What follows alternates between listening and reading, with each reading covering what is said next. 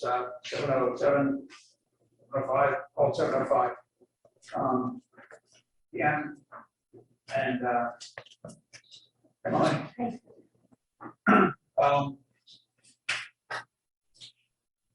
So for announcements tonight, this meeting is being broadcast on local cable TV and recorded for rebroadcast on the local cable channel and on the internet. Accessible by remote participation using Zoom. And if you are watching this on cable now and you want to dial in on Zoom, you can call on the phone at area code 646-558-8656. Meeting ID is 828-5197-5772 with a passcode of 470831. Those same meeting credentials would work if you were coming in on the internet.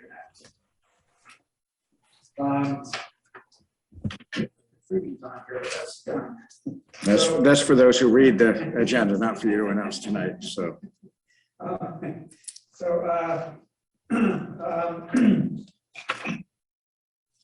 there's a FY22 tax rate hearing scheduled for November 15th, 2021. And that's a joint meeting between the Select Board and the Board of Assessors. That's at 7 p.m. on, again, November 15th, which is 2 weeks from tonight. As usual, we have a call for volunteers.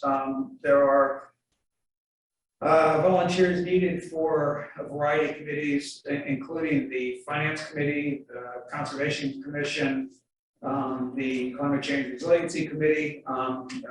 We have somebody attending tonight who will be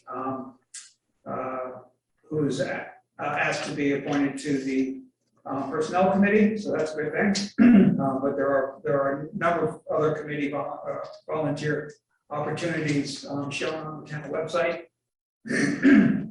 at wnewbury.org/volunteer.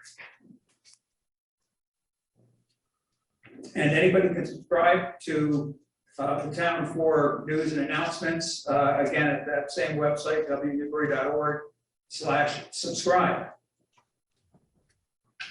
For other announcements, so the police department has a program going on. It's the West Newbury police officers participating in a home-based no shave fundraiser.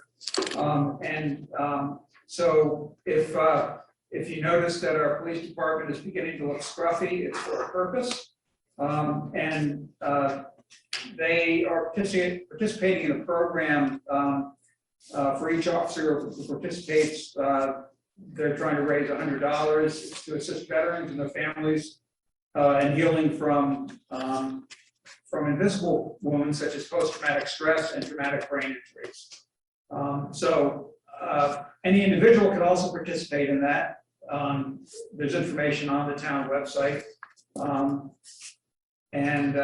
you can go to www.homebase.org. So that's a good cause, and for people who pay the high price for their participation in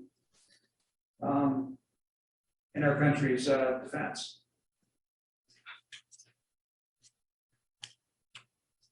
That's it for announcements.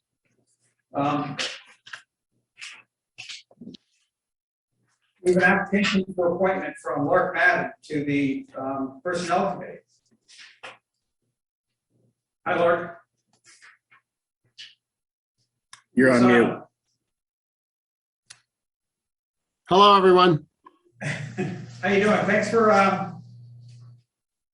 standing up to offer to be on the Personnel Committee.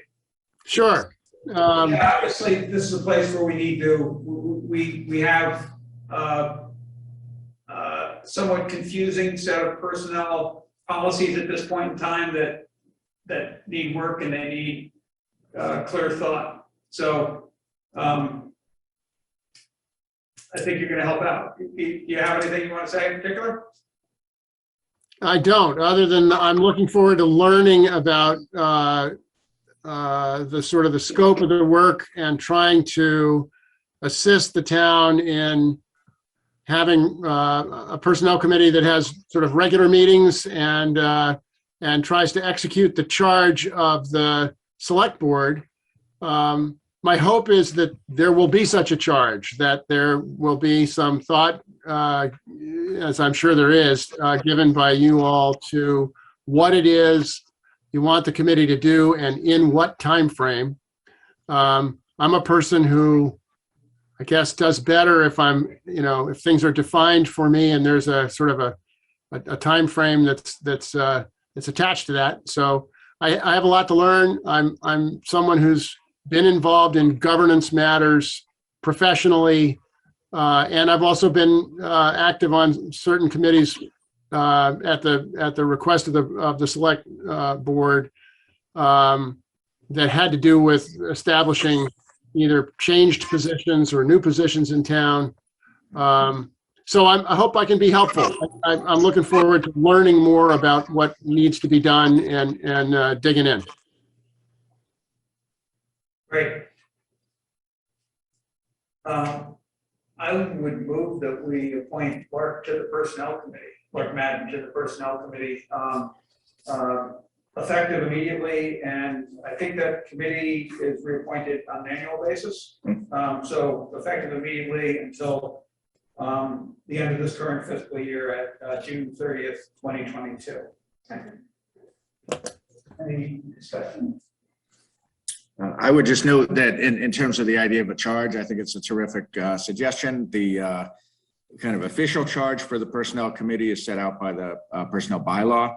But what it basically says, among some other things, is that the personnel committee is advisory to the select board. So I think it would be very appropriate. It's been I haven't reread the bylaw closely in a little bit, but I think that within that bylaw you could provide some more specificity of what type of feedback or direction that you're looking for. So. Okay, so that's something we should probably put on our agenda in the next couple of meetings. Yeah.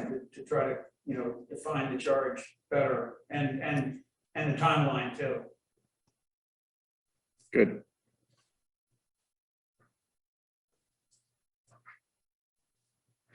Any other comments? All in favor? Aye. Aye. Thanks, Mark. Thanks, Lark. Thank you, guys. I'm looking forward to it, and I'll try to be a good advisor. Great. Thanks. Sure. Okay. Thanks, Howard. See you later. Thank you.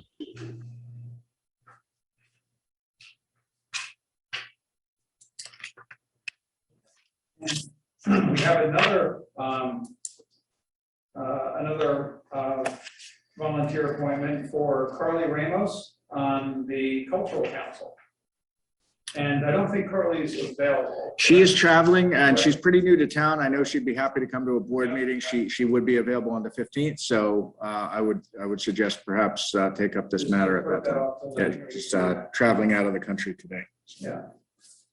She's down in Mexico City at the celebrating the Day of the Dead. Dios de las Muertes, supposed to last Muertes. Which is a big festival, a big deal. All right, so we'll go ahead and put that on for the 15th. Okay.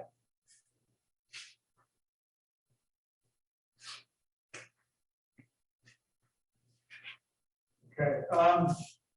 And next we have consideration of a proposal to remove 2 interpretive signs regarding Native Americans at Indian Hill and Garden Street and on Turkey Hill Road. And I see Francesca Pomerantz, is that right? Oh, Francesca. And Jordy Vine, right? Yeah. So thanks for bringing this up. It's definitely something we need to talk about and think about. If I could just insert that actually Molly Hawkins is the one that brought this up, and there was an article in the paper. I did see that. Yeah. So just suggesting it might be appropriate to let the historic commission, because they did discuss this at a meeting. Okay. Okay. Lisa could speak to it, perhaps, or Elisa or Bob either. Well, I think I'll just assume let them talk, speak first. Okay. One's raised concern. Okay. Yeah. Sorry, It's Couldn't actually hear. brought up this board, Wendy, Okay. I just, my concern is that the historic commission is working on this, and I don't want to kind of preempt the work that they're doing, and you're just, their thought process. So, okay, I think we'll listen to, see as they directed communication to the board, and then I think the historic commission can respond as makes sense. And Molly, certainly if you have more than that too, that'd be great. Thank you, everybody.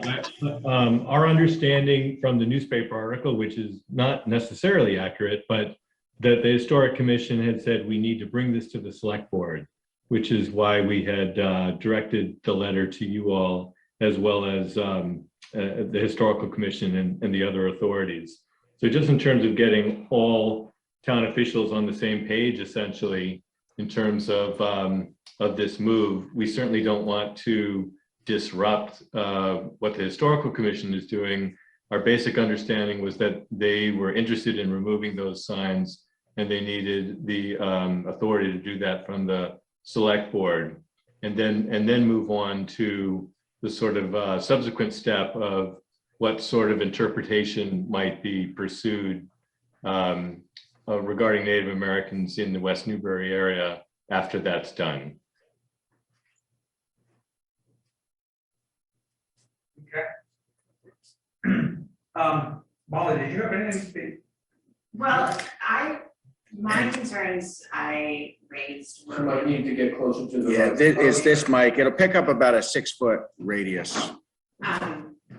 my concerns were with the Ordway sign, just because I felt like that was kind of the easy option to remove at this point. And then Francesca and Jordy had brought up the other Native American sign. So we hadn't discussed the one that's referencing the ground rate with the Historical Commission yet. So I'm not sure where that stands with the Historical Commission, but they seem to be in favor of removing the Ordway sign, or at least trying to figure out a way to reword it so it's a little bit more inclusive. So. Okay, thanks. Jordy or Francesca, did you have anything else you wanted to offer before we ask the Historic Commission for their thoughts? Elisa.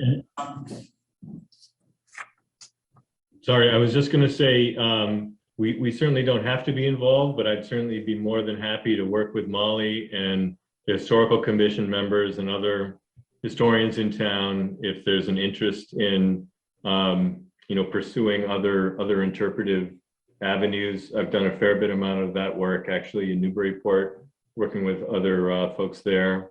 So if that's of interest, I was just going to offer that. Okay. Great, thank you. Elisa, you're muted. I'm not sure if you've there you go. Hi, how are you? I'm here. And I think, is Bob Janes there in person? Yes. Excellent. Well, we haven't had a chance to talk about the other sign, the Brown families. Oh, hi, Dot. I see you both. And I don't feel comfortable. I think I really value the opinions of other people on the Historical Commission. And since we haven't had a chance to talk about it, the other one, I don't have anything really to add, except I would say, as a personal matter, we're down a member at the Historical Commission. I personally love the idea that people are so interested in the history. And I think it's a great group. We do interesting stuff, a lot of fun stuff, and it would be great to have another member. So just think about that. And maybe Bob has something more to say, I don't know, or Dot. Well, I guess you can pick it up from here, right? Yeah. First of all, I would rather not discuss the Brown family sign, only because this is the second notice we've had you got one from these folks and there's one from a lady in Newburyport that expressed the same concern. That we have not as a board been able to discuss that, and we probably won't until our next meeting, I believe the 17th of this month. I will say that this one is far more complicated, far more in depth, and far more interesting than I had in my roadway. I spent all day Sunday finding out most often wanted to know. So that's going to be part of another discussion.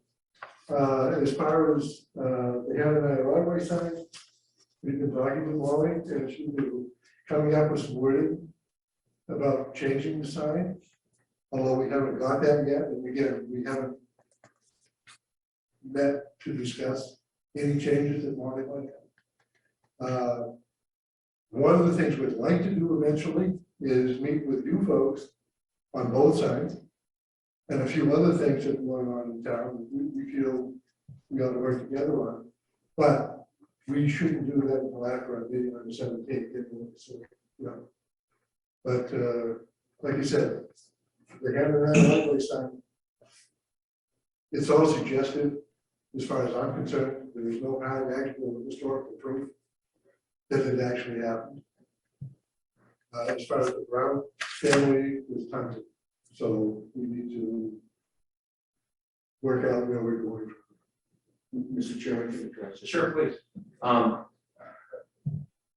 Speaking only as the, from the position of this person on the select board, I would like things to be researched well and to be as factual as it's hard. We're talking about things that were handed down and some are hearsay. There's not a lot of primary sources for these things.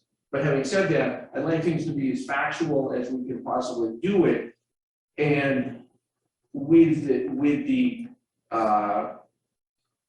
consensus of the historical commission's feeling about what they think is true and what should be on the signs. I don't feel that the select board should have to be nuancing historical.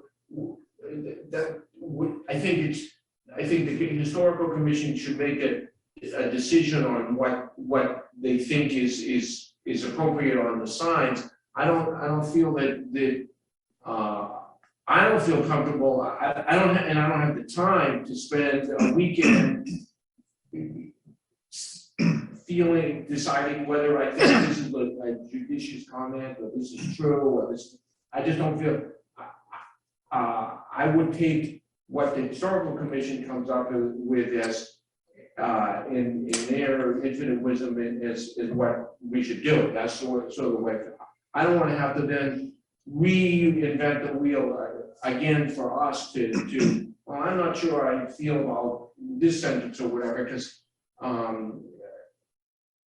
I think that's what the historical commission should do. So that and we I guess if we have to give our agreement to it, then that's another story. But that's just my personal opinion. Yeah, I agree with that.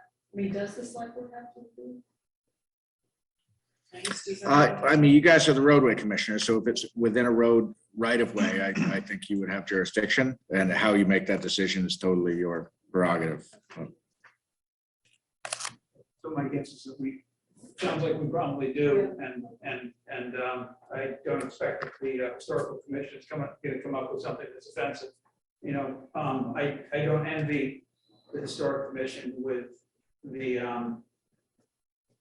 line that they're going to have to find that defines what might have happened and puts it in the context of everything else that was going on at that point in history and that had happened up to that point and since. So, Well, it could be on a QR code, right? It's a QR code. That's right. That's right. Might We're have, in the 20th Yeah, century, yeah, or that's right. 21st that's right. You might have to century, scan a so, QR code and connect with all of history. yeah. All facts ever known up to this point on this side. Yeah. As a matter of fact, I think that would be a very good idea for the Brown family side. Because the information that's out there is multi-layered, goes back to the 1600s. And there is tons of it out there in the historic value. And so I think, at least in that particular one, and this is again, only my own personal opinion, is first of all, you can't fix or change history. It happened. Second of all, I think there's enough information out there, particularly on the Brown rate, that there needs to be a QR code or whatever on the sign that directs people to the historic information that is available for them to make their own decisions. And I agree with Archie. I don't want to put something out there that's, well, maybe it's this, maybe it's that. You know, if we're going to do something that has to have actual proof.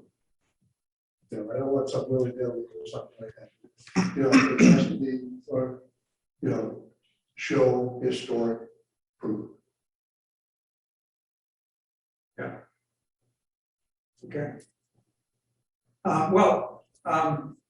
I guess after so you have a meeting on November 17th, and so at this point, you know, there'll be your first discussion of the sign on the hill. And it'll be at least your second conversation about the sign on Indian Hill. I think it'll be our third. Your third. And obviously, you know, you've had a little bit of time to think about it, let's try to begin to put it into context. So I don't know if, you know, if we should, I mean, you don't need us to determine what the content is based on what we've just talked about. You don't need us to determine what the content is of the sign. So it'll be interesting Yeah, like I to see said, what you come back. there are a few other issues we'd like to talk to you folks about, Okay. but again, we're not, those two signs, actually, the hand on our driveway sign was the only one we're going to talk about, because this just came up. Yep. So there may be two of them, there's a few other little items, but once we're all set and ready to go, then we'll let Angus know, we can schedule another night with you guys out. Can we get clarity on whether the Ordway sign may be removed and replaced tonight? Is that something? I don't think so. I think what we're gonna need to do is figure out. I think you was gonna come up with the wording or something, and we have to decide, Do we need to know the wording of the replacement sign before the Ordway sign is removed? I mean, we could decide to take it down and then substitution.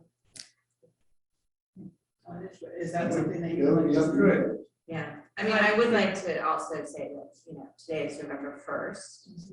And this is now, I think, the first year that we're celebrating November as Native American History Month. I think it would be a really great gesture to make a decision tonight whether this sign should stay or go. Yeah, that's an interesting point. Yeah, I mean, based on, you know, I looked to see what was on the Historical Society website in terms of that, and it is, you know, sort of almost hearsay, and maybe it is hearsay. Not it's Molly's not. So you know, so and it also doesn't seem to show any sort of admirable characteristic of behavior by, you know, by anybody who survived, whatever happened. So, yeah, I mean, I can't see a reason personally to leave it up. The only reason you would, you know, so I've gone by that sign, how many times, I don't know, 1,000 times, 2,000 times, 5,000, you know, a lot of times. And I've looked at it a lot of times and say, you know, why is that? You know, why is that sign up? What, you know, what is it really commemorating? Because it's not really something that's, you would think would be worth commemorating. So, I mean, I would object to it being taken down. You know, it's certainly if you were Native American or, you know, partly Native American, it would be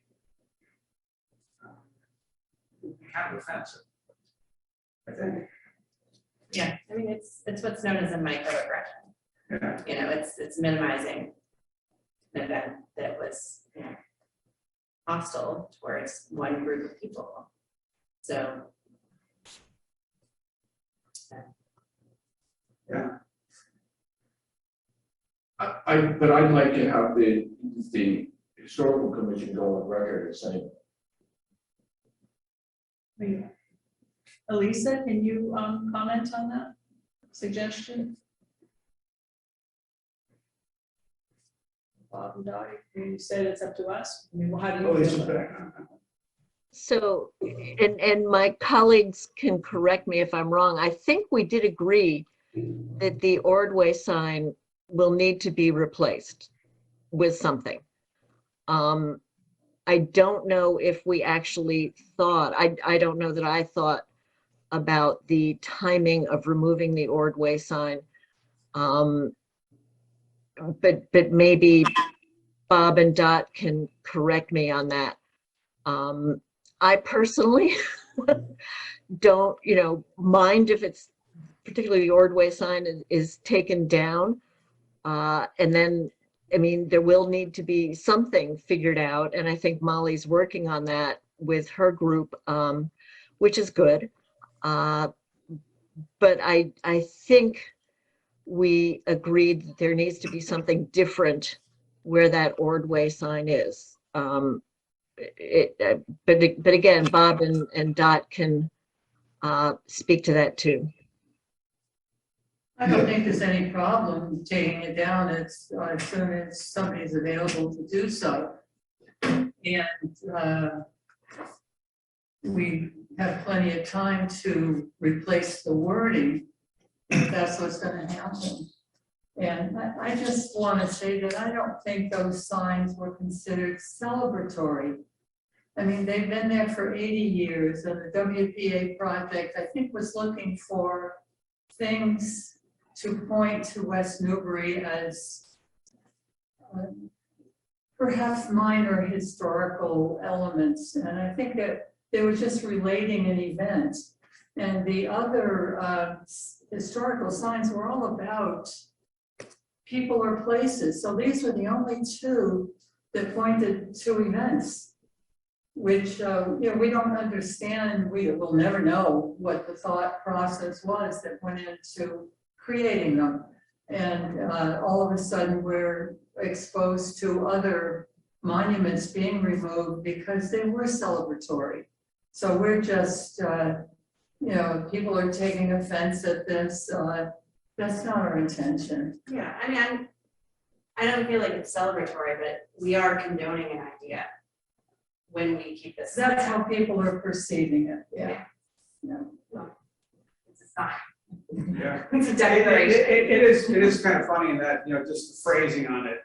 It is. You know, the only, I don't recall exactly, but, you know, essentially the only Indian that was, you know, killed as opposed to murdered. And it sounds more like it was something other than No, just you know, Rick, killing. we Yeah. could have been Yeah. saying, well, in spite of all the fear that we had about the Indians, we only killed one of them. And I don't think that's a very good message.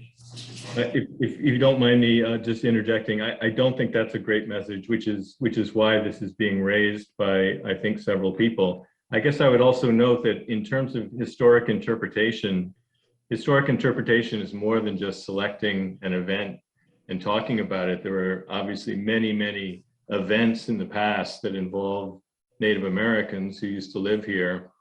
An obvious candidate for discussion is a sign that interprets Indian Hill.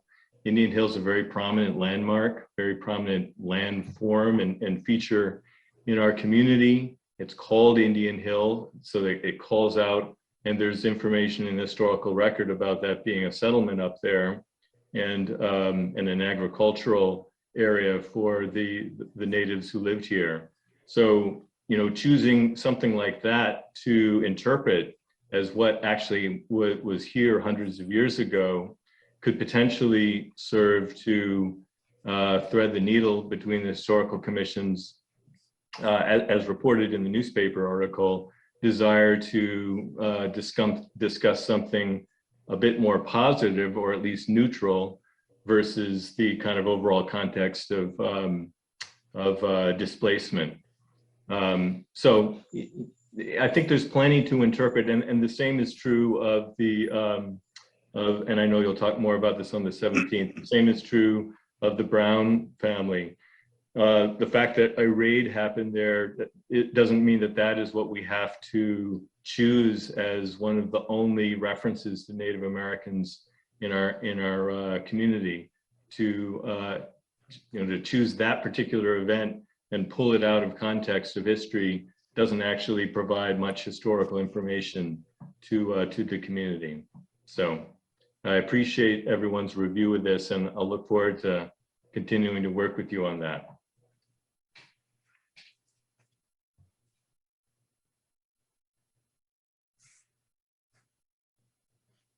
So do we think the sign should be removed at this point? I don't want the Board of Selectmen to have to get to this kind of micromanagement we're going down a slippery slope here. We have to make these determinations. Then I live right around the corner from the sign. Right. So, and the sign is always, the wording of it has always been bizarre and like, what's going on here? To me, always. And I totally don't like the wording of the sign. But we can't be looking at every little thing like that. That's why we have the commission, and I think they should not pass the buck to the Board of Selectmen, actually. No, I don't think it was our intention to pass it back to you. I don't know how you want to follow legal oversight where it is our town property, remove something like that. I mean, I think the boards in the past are the ones that gave permission to put them up. Certainly not passing the buck to you guys, but you know. I mean, this was not their intention to bring it up tonight. They were going to do their deliberation and then bring it up in a couple of meetings. So I don't feel like they passed. Okay, so But we're being called on to Maybe it decide. would feel better if they came with a proposal specifically and just asked us to approve it. I'm not clear on what. well, it sounds like that's what we should do, because as the road commissioners, and we have the authority to allow a sign or not. And I guess that includes to allow a change in the sign or not. It's kind of an extension, it's not clear to me. No, I agree with But, that. I'm just trying to understand what you're looking for. Archie. You'll be okay with that, but not like doing it piecemeal tonight? Well, I'm not getting a sense that they had a vote on it or anything, and they were just sort of like discussing it, and so now we have to make a vote before they've even made a formal determination. It seems to me there's a, process underway with the commission, and, residents who it sounds like have been tracking that process are impatient and went to the board, which does have jurisdiction. Yeah. And so it is up to you whether to do something or not. And you can wait for the commission or you cannot, but I don't think anyone, it wasn't that the commission brought it here, it was residents impatient with the fact that no change has been made for some amount of time, so. So, it's interesting, I mean, from a timing Oh, standpoint. brought to us here. But direct from residents, not from the commission, right? Right. Okay, I see. So from a. And you do have authority. So from a timing standpoint, we, I guess we're meeting one more time in November. Molly's point about, this is, the first time there's been in a Native American or indigenous American designated month. It's interesting observation, and to get this accomplished this month would, be, I think that, more than just a good gesture, would be a good thing for us to do. But I guess we don't have to make any conclusions this meeting. Unfortunately, we don't, we meet on the 15th before the Historic Commission meets again. And then I guess we don't meet until December 6th after that. But Is it possible you could change your meeting schedule this I month? was just gonna say, we could probably have an earlier meeting, a quick meeting perhaps. Well, I don't think quick. Because No, I don't know how you make that clear. you can't do that. I mean, But- just for that subject. Well, we've got two signs to worry about, so we're gonna, Well, I was just thinking of this one as far as replacing the verbiage. So even if your vote was to take down the current sign pending resolution of the correct wording that you want, that would be a vote that we could act on. Right. That's what I was thinking. maybe we could have a quick meeting somewhere and figure that out.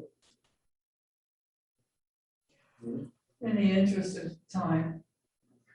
I guess if nothing else, the topic is, we've raised the topic, or, other people have raised the topic, they brought it to us, it's moving forward. So whether or not we actually come to resolution this month, it's moving forward. And it probably is silly to force you to jump through hoops, to schedule a meeting that doesn't, who knows if everybody's gonna be there. You can't really make that commitment right now. But by the end of the month, presumably, you'll have resolved how you would like to see it handled, and we'll have something to bring back to us, hopefully in the first meeting in December, and then we can just presumably approve it. My understanding of our last meeting, when we were talking to Molly about the sign, we feel it should probably be changed, Yeah, but it was basically up to Molly to come up with the wording to replace it.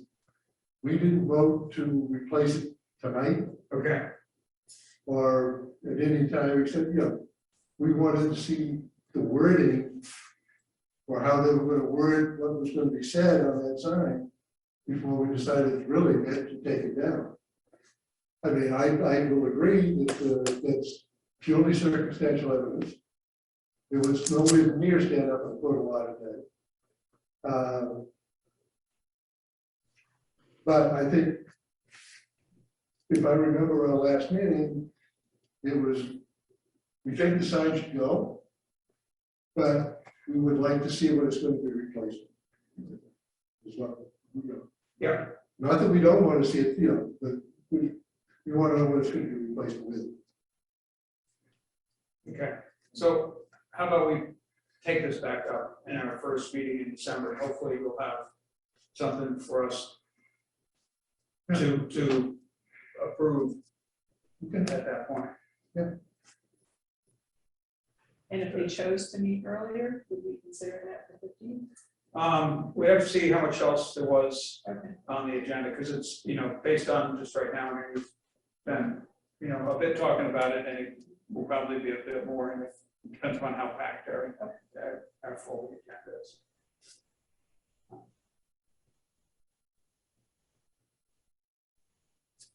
I mean, this is something that should probably be brought up, but it's not something that should have 5 minutes either.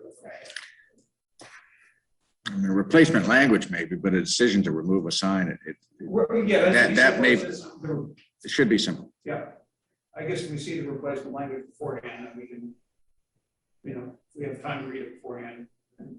But see, that's what I don't You- want us to get in. Okay, I want them to say, we think the sign should go and we think there should be a new sign. yeah, But I don't want to be like wordsmithing every sign in town.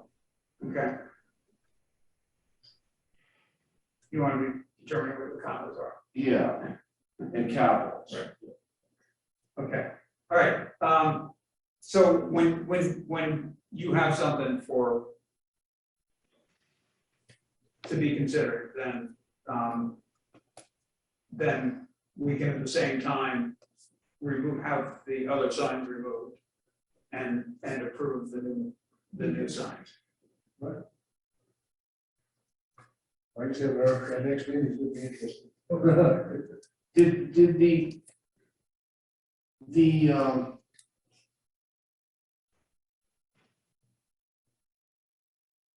who put the signs up? Because it seems to me that one of the Janelles as a scout project revamped them all, if I'm correct. Right, you know, if I'm not mistaken, we got all of the Prometheus Scout projects. Right. They were just Because replaced. they were just replaced, he was not the one that did the research on it. That was done. Well, I know that, yeah. He just made He them just look made nice, them yeah, look- exactly. Right. But so I'm just the nuts and bolts of it. So who actually has to do it?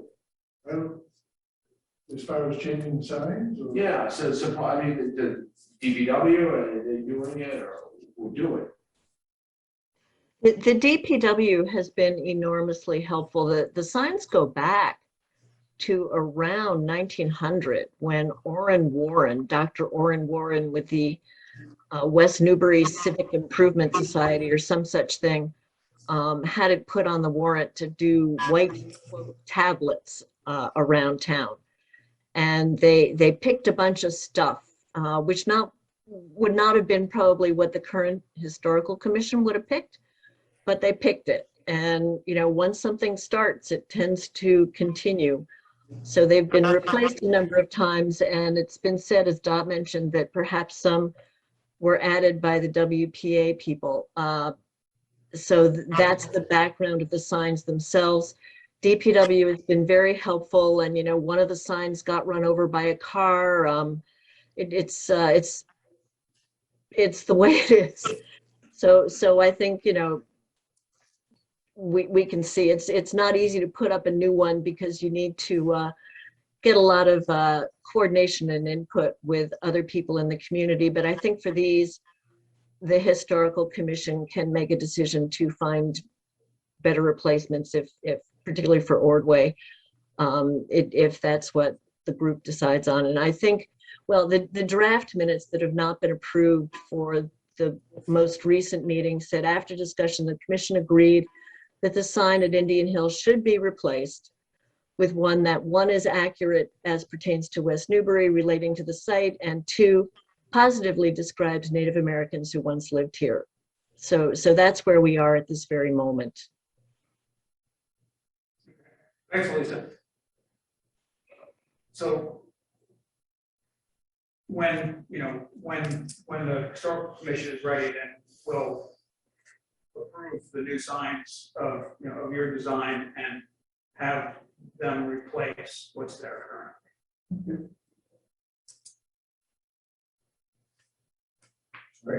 Great, thanks. So could you invite Gordy and Francesca to your meeting so they can participate? I mean, obviously they can, but if you can just let them know. Yes. Certainly. That would be great. Thank you for your input on this. Hopefully we can do it in person. Yeah. Yeah, we'll try to make it in person. We couldn't make it tonight. Okay. All right, thank you. Thank you. Thank you. Thank you. Bye. Thank Great, you. thanks, Rob. Thanks, Rob. Okay. Now, please. Nothing ever did.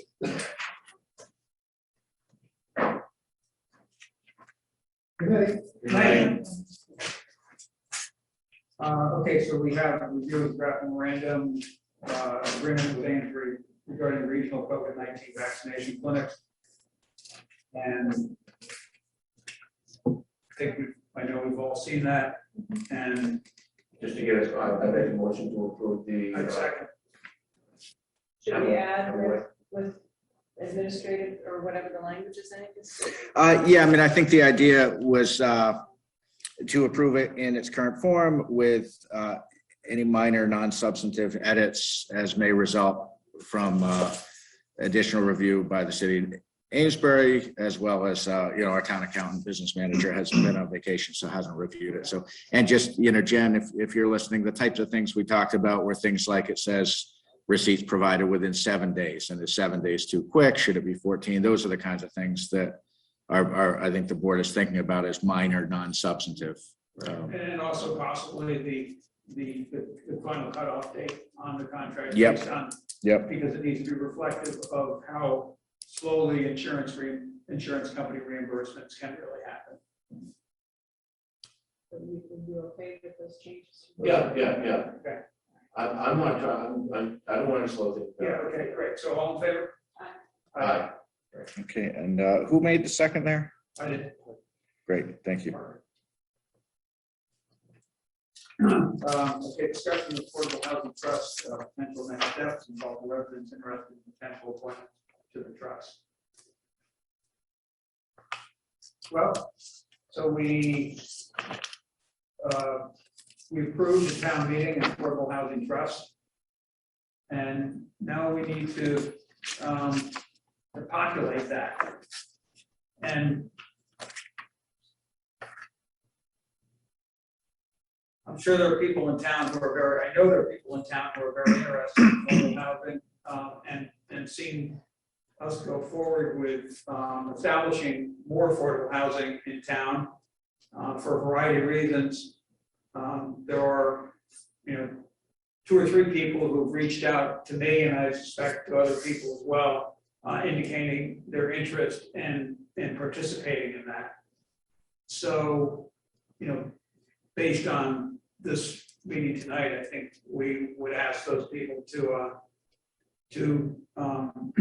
respond. I guess we'd use just the standard form that's online for a volunteer, for a committee volunteer. So whoever hears this or reads about it in the newspaper or online, please consider applying for the Affordable Housing Trust, and you can access the application online on the town website.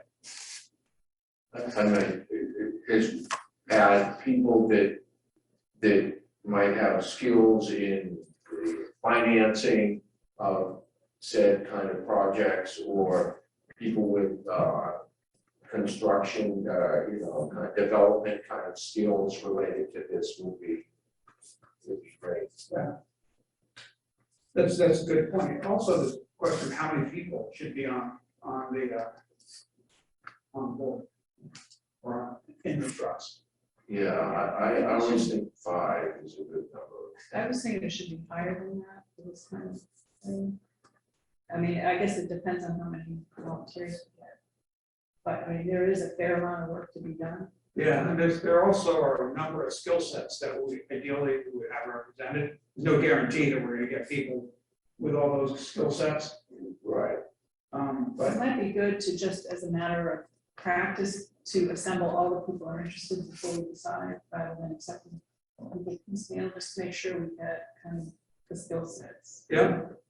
That's a very good point. Yeah. But I don't know, I just find committees with like 11 people and stuff are I like. I was thinking like 7 to 9. Yeah, I was thinking maybe 7. You are, okay. 5 just seems like it,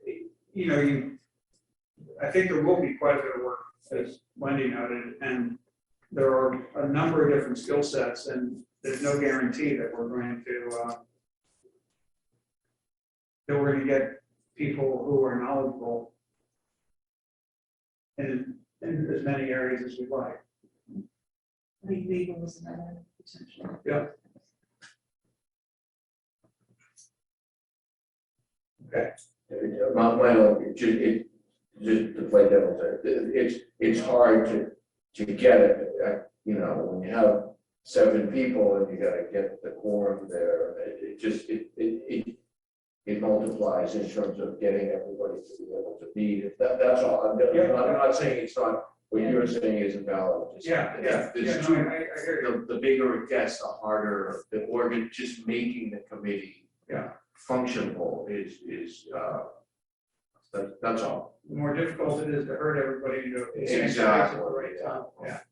Angus, what's your experience with trust? Choose the number of people. So number of people, I'd be guessing. I want to say Westford maybe had 5, but that's a guess. It may have been more. But one thing I did want to say in terms of potential charge is many communities, especially larger communities, tend to have, often have 2 different committees. One might be an affordable housing committee or an affordable housing trust, or I'm sorry, an affordable housing partnership is sometimes how it's called, with the second being the trust. And I think there's, one reason for that is the trust, depending on what types of activities it undertakes. Let's say part of what a trust is going to do is make either grants or loans available to developers to subsidize actual development projects to get either more affordable units or maybe a deeper level of affordability. Sometimes there's, might be a question if the trust is the one that is now basically being a grant making or a funding source for development. Is that the same entity that you want crafting the town's housing vision, which might be the role of the select board? I think in the absence of anyone else, it would either be this board or the planning board. I'm not sure, looking at the housing production plan, who was most involved with that. I know it was a regional effort, but at the end of the day, both planning board and select board voted for it. But who actually kind of created that vision? And I think as we look ahead, as we think about a charge for a trust committee, does this board envision the trust having that role or not? And if not, who will have that role of like the townwide vision on housing policy? Because I think if that's not what you envision the trust doing, I think that should be clarified in the charge, or if it is, but if it's not, and you appoint people and it's not clear, and then all of a sudden, maybe they think that they're empowered to create, maybe when it comes time to renew the housing production plan, which will just be next fiscal year, it's just a 5-year plan. So that's coming right up. So anyhow, that's something I wanted to put on the table. And I'm, trust me, I'm not angling for another committee. Yep. I just did want to make it known that a lot of towns do have, the trust is different from the kind of vision committee or whatever.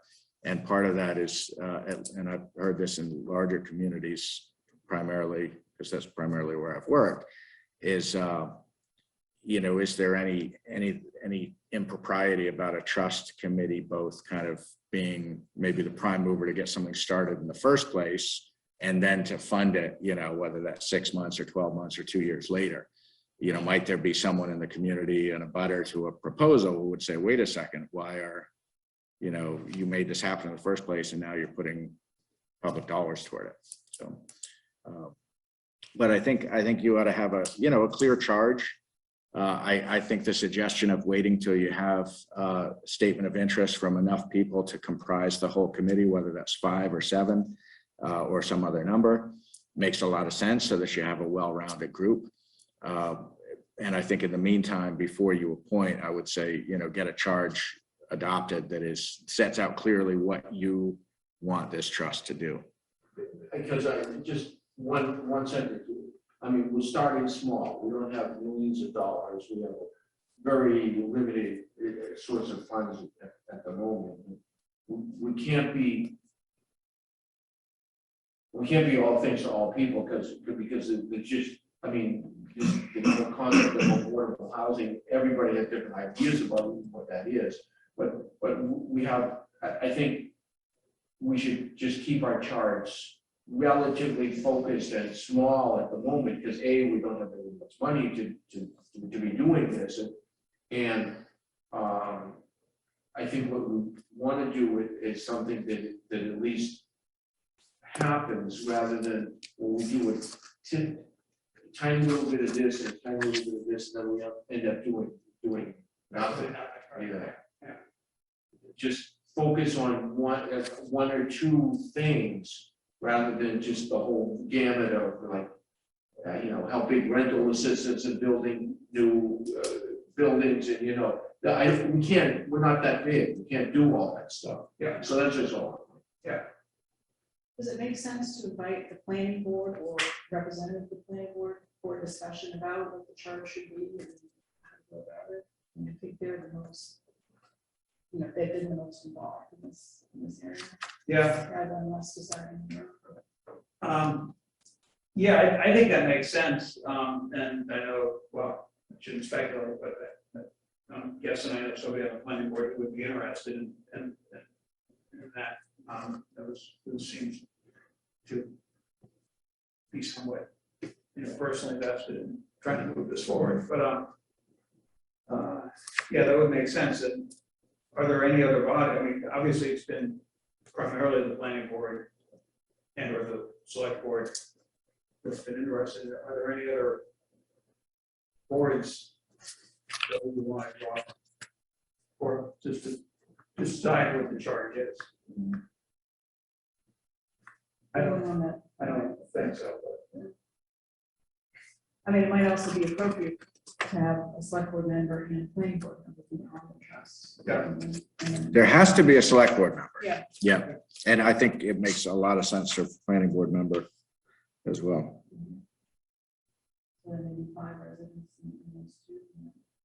Then that could be the 7, if that was the number. The presentation that the Zoom presentation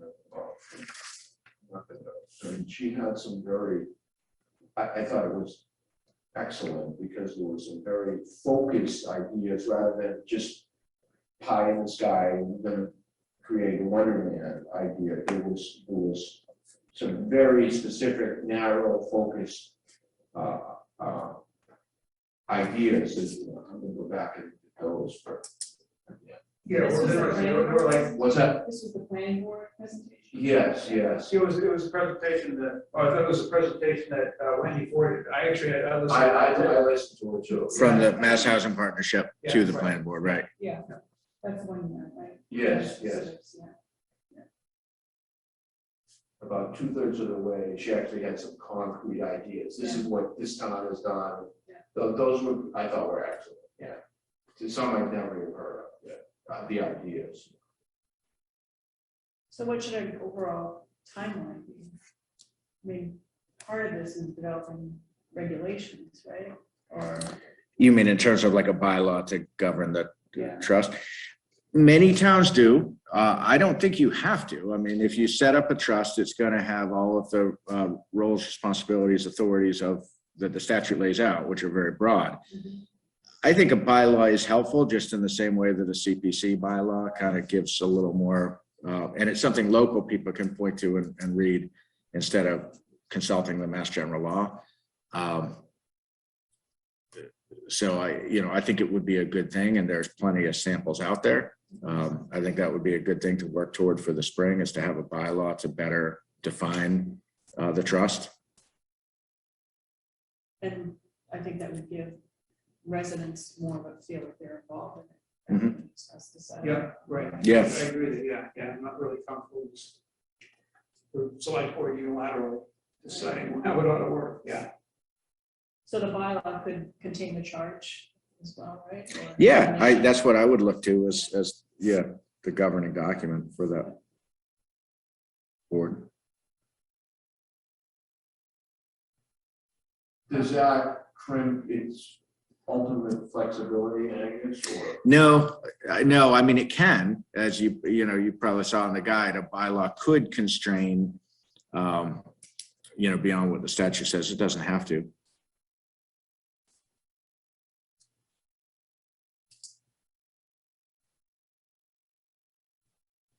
And that also gives the flexibility. The consensus in town is that it needs to be tweaked a little bit, and we have the opportunity to narrow it down, go back and change the membership or Yeah. whatever. So I guess, there are, 80 or 90 communities that currently have affordable housing trusts, and some number of those will have existing bylaws, and Yeah, I can look into that. We'll see. Okay. Some examples. yeah, that'd be great. Yeah. Okay, thanks. One related question I had is, I'm assuming that Leah, she's copied on this, she'll have, a role in this, also with the stormwater regs. And Is there any thought about revamping her role, more hours or? There is, yeah, that's definitely a subject of active discussion. Yeah, the staffing of the planning department, both planner and the support role, of whether there's sufficient hours there with the additional responsibilities. And I know Leah would be interested in becoming involved with the trust, but is understandably guarded with, because she's, only budgeted for a finite number of hours, and I know works right up to those hours now, so. Yeah. I mean, is that something we should consider changing before the next budget? Because we do have to start working on stormwater right away, right? That's right. Yeah, I mean, I think it's something we ought to look at. I think there's some tangible changes that have been made, both with the adoption of that bylaw and the authorization of creating a trust. And I think that is something we should look at. So that would be something we would work on? Yeah, I mean, it's already active discussion. I can't do anything without a vote of the board. So, once I have a specific proposal, I can bring that forward. But I do think it would make sense to look at a mid-year, just to account for the fact that responsibilities have changed.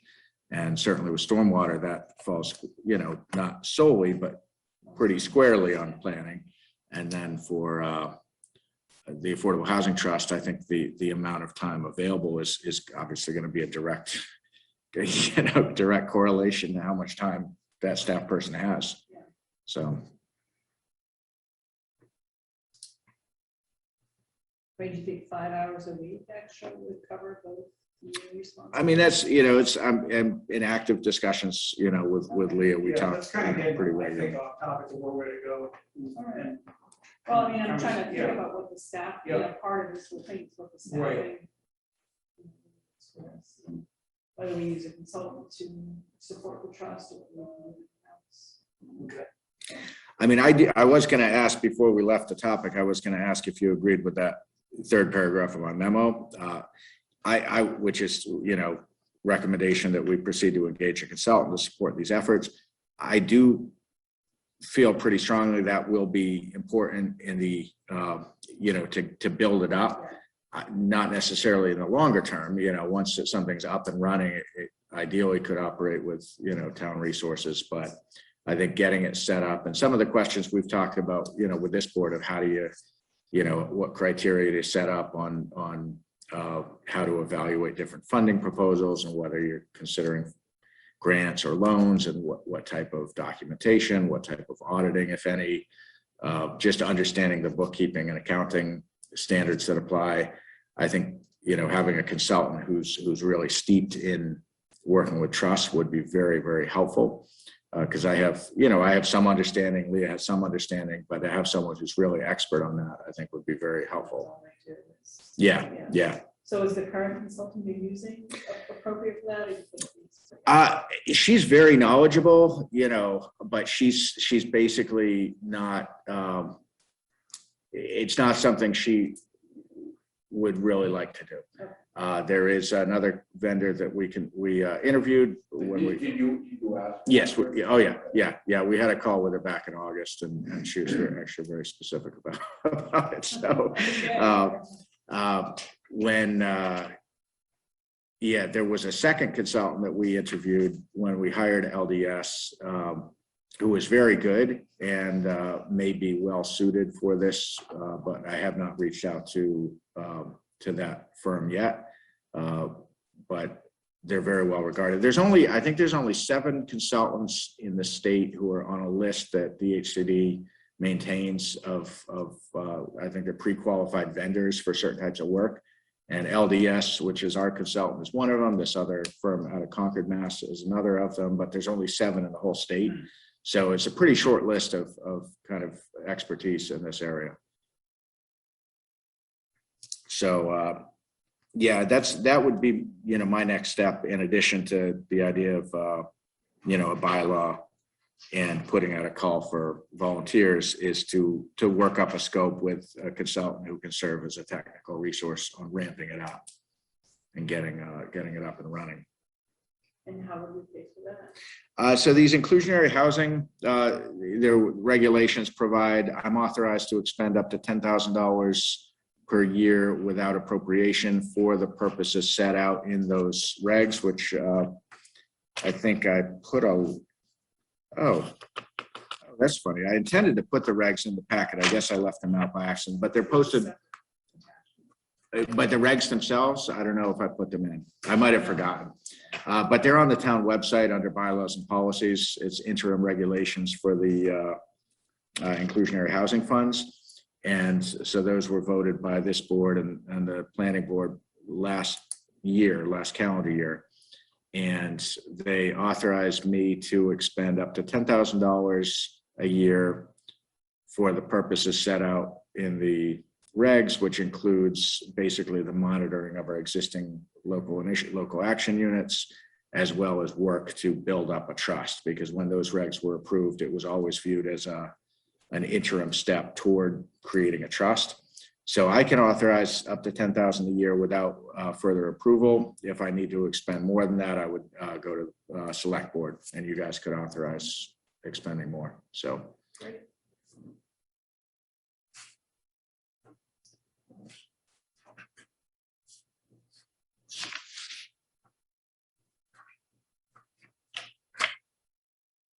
So maybe one of those email blasts. Yeah, that's probably a good start. And something on the homepage. Yeah, I mean, one thing I thought about doing just as a very beginning step would be to add, since even though the trust, I don't know if we call it a committee or a board or what we call it, but the trust is not populated yet, it is authorized. And so I thought we could set up a new page on the website under the board, committee, and commission, Affordable Housing Trust. We could put some resources. We could put a link to the statute and put out a call for volunteers and just kind of, build up a page that would eventually become the committee's page once the committee is. And then kind of once that's set up, we just do a news announcement directing people to that page to learn more, to express, to put in a committee interest form.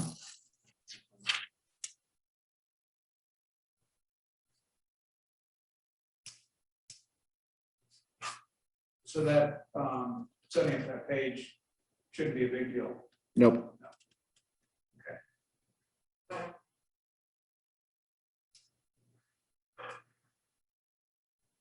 Well, I guess that's really, at this point, that the first tangible step we would take is to get that set up.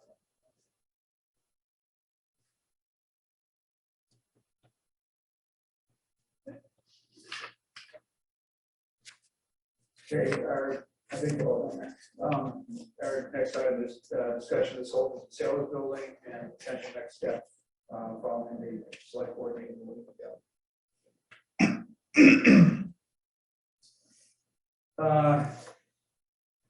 Yeah, so it seems like we need to put together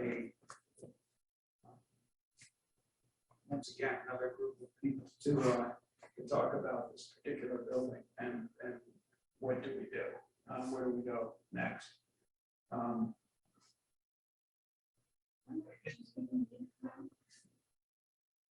mean, I thought a lot about this, and we did have a meeting that looked at options. I mean, it seems like, from our meeting last time, what we heard are Paragon Maple Park, a private or nonprofit, sale to a private nonprofit. I mean, those are really our only two options right now. I mean, renovating it so that it can be used for meeting space and document storage is really not much. Right.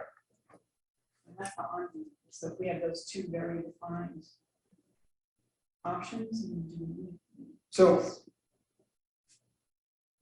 okay, I heard what you're saying. I guess, I'm concerned that it not be perceived that the select board has made, once again, a unilateral decision as to what the path forward should be for the building. Or I should say for the site.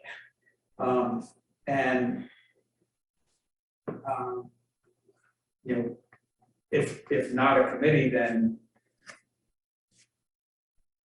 it seems to me that this board then should propose, I mean, this kind of builds up ultimately to annual town meeting in the spring, right?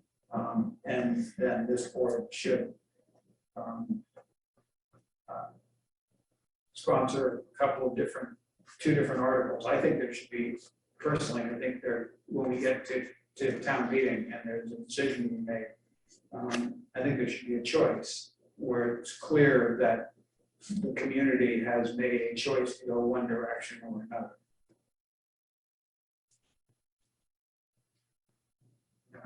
I don't think it should be up to us to decide on our own what direction the town should go with that. So, Yeah, no, I agree. I mean, it could even be done sequentially, say, let's move forward with the idea of sale, preservation with a sale, and then bring it to town meeting for approval. And vote it down, and the next option, which means the park, or vice versa.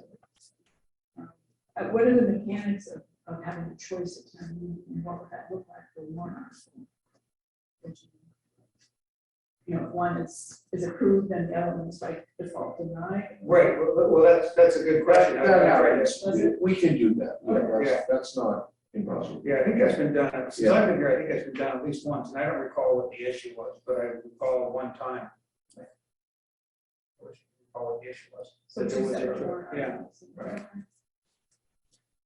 I mean, nothing would, once it's on the warrant, nothing would prevent someone from making a motion of the second article. But if the majority has spoken in favor of or against the other, it may de facto not matter. But I do think if you put two articles on the warrant that have conflicting direction, as unlikely as it is, there's, I think, at least a theoretical possibility that they both get approved. That's almost hard to imagine how that could happen unless maybe one had a 2/3, quantum of vote and the other had a simple majority or Yeah. something weird like that. Yeah, But what I've told Rick in the past, in the idea of bringing two options to the voters, I told him I felt like as long as you as the board in sponsoring those articles think that either one is a good idea, that's great.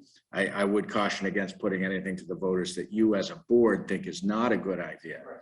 Even if you might prefer one over the other, I would suggest anything you put on the warrant, you should at least feel is a good idea. well, and You what- know. and what you just suggested, Wendy, would be the two good ideas, one would be, well, actually, could be permutations on the first one of, having some other entity fix the building, repair the building or renovate the building and figure out what it was populated with afterwards. What use was made of it afterwards. I mean, that's could be various permutations on that, but that would be one choice. The other one would be remove the building and put up a memorial. It seemed to me that's a pretty clear choice. Yeah, I mean, some of the other thing that I heard our last meeting was preserve the building and have a place to store documents. And I think both are important, but they don't have to both be in the park. So Yeah. we could work towards a library or someplace else. Yeah. To expand and create document storage. Yeah, I agree with that. I agree with that. We're setting up a straw man, and if we don't have the building, we can't save the documents, they're not connected necessarily, no. And in fact, if the building is there and its primary purpose is to store documents, then it becomes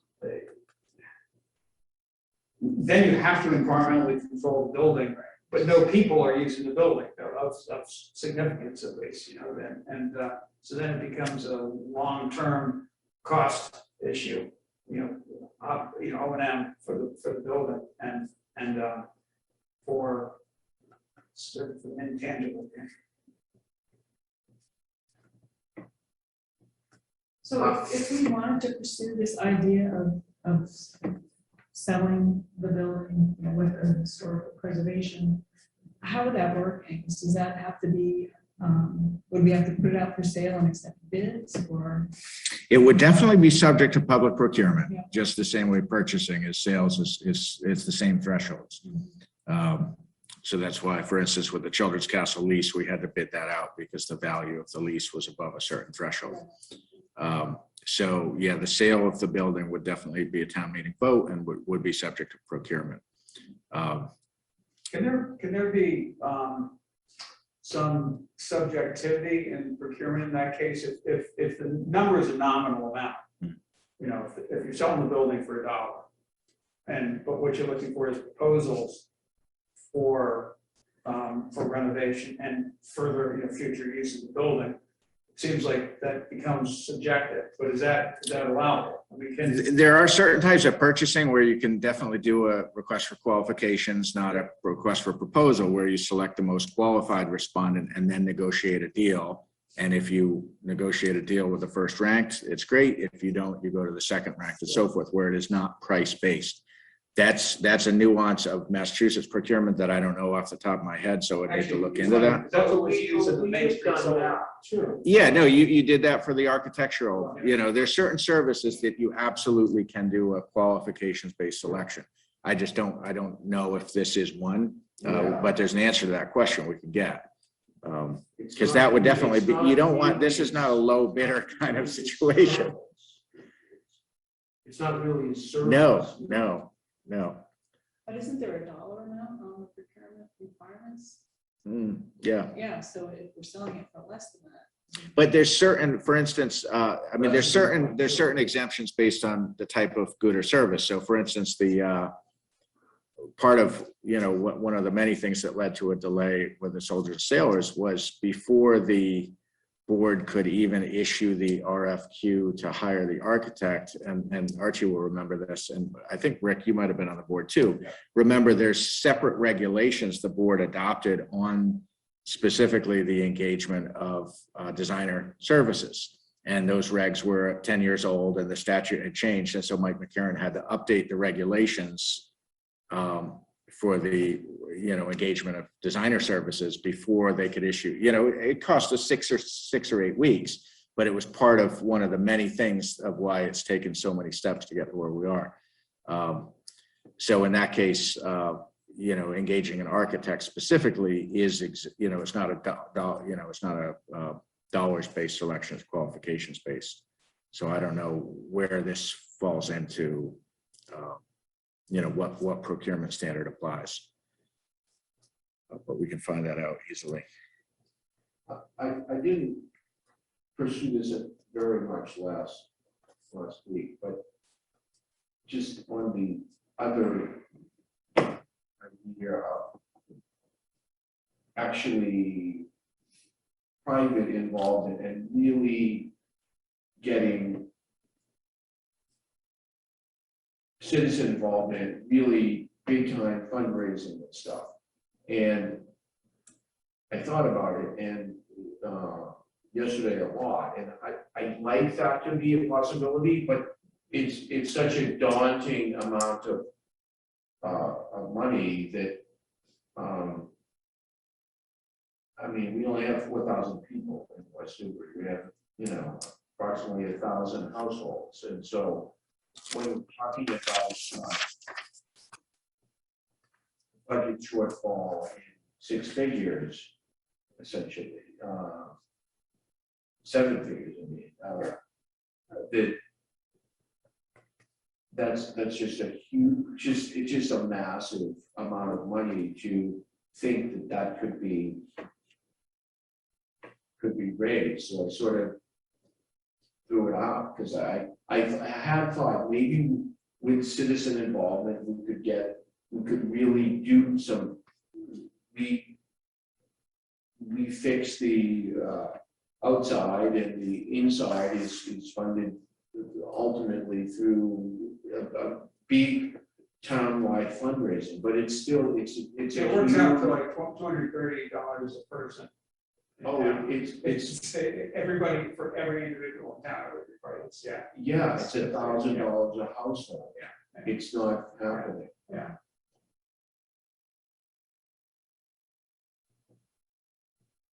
Yeah, unfortunately, it's just that I wanted that to be a possibility, but I don't see it. Right.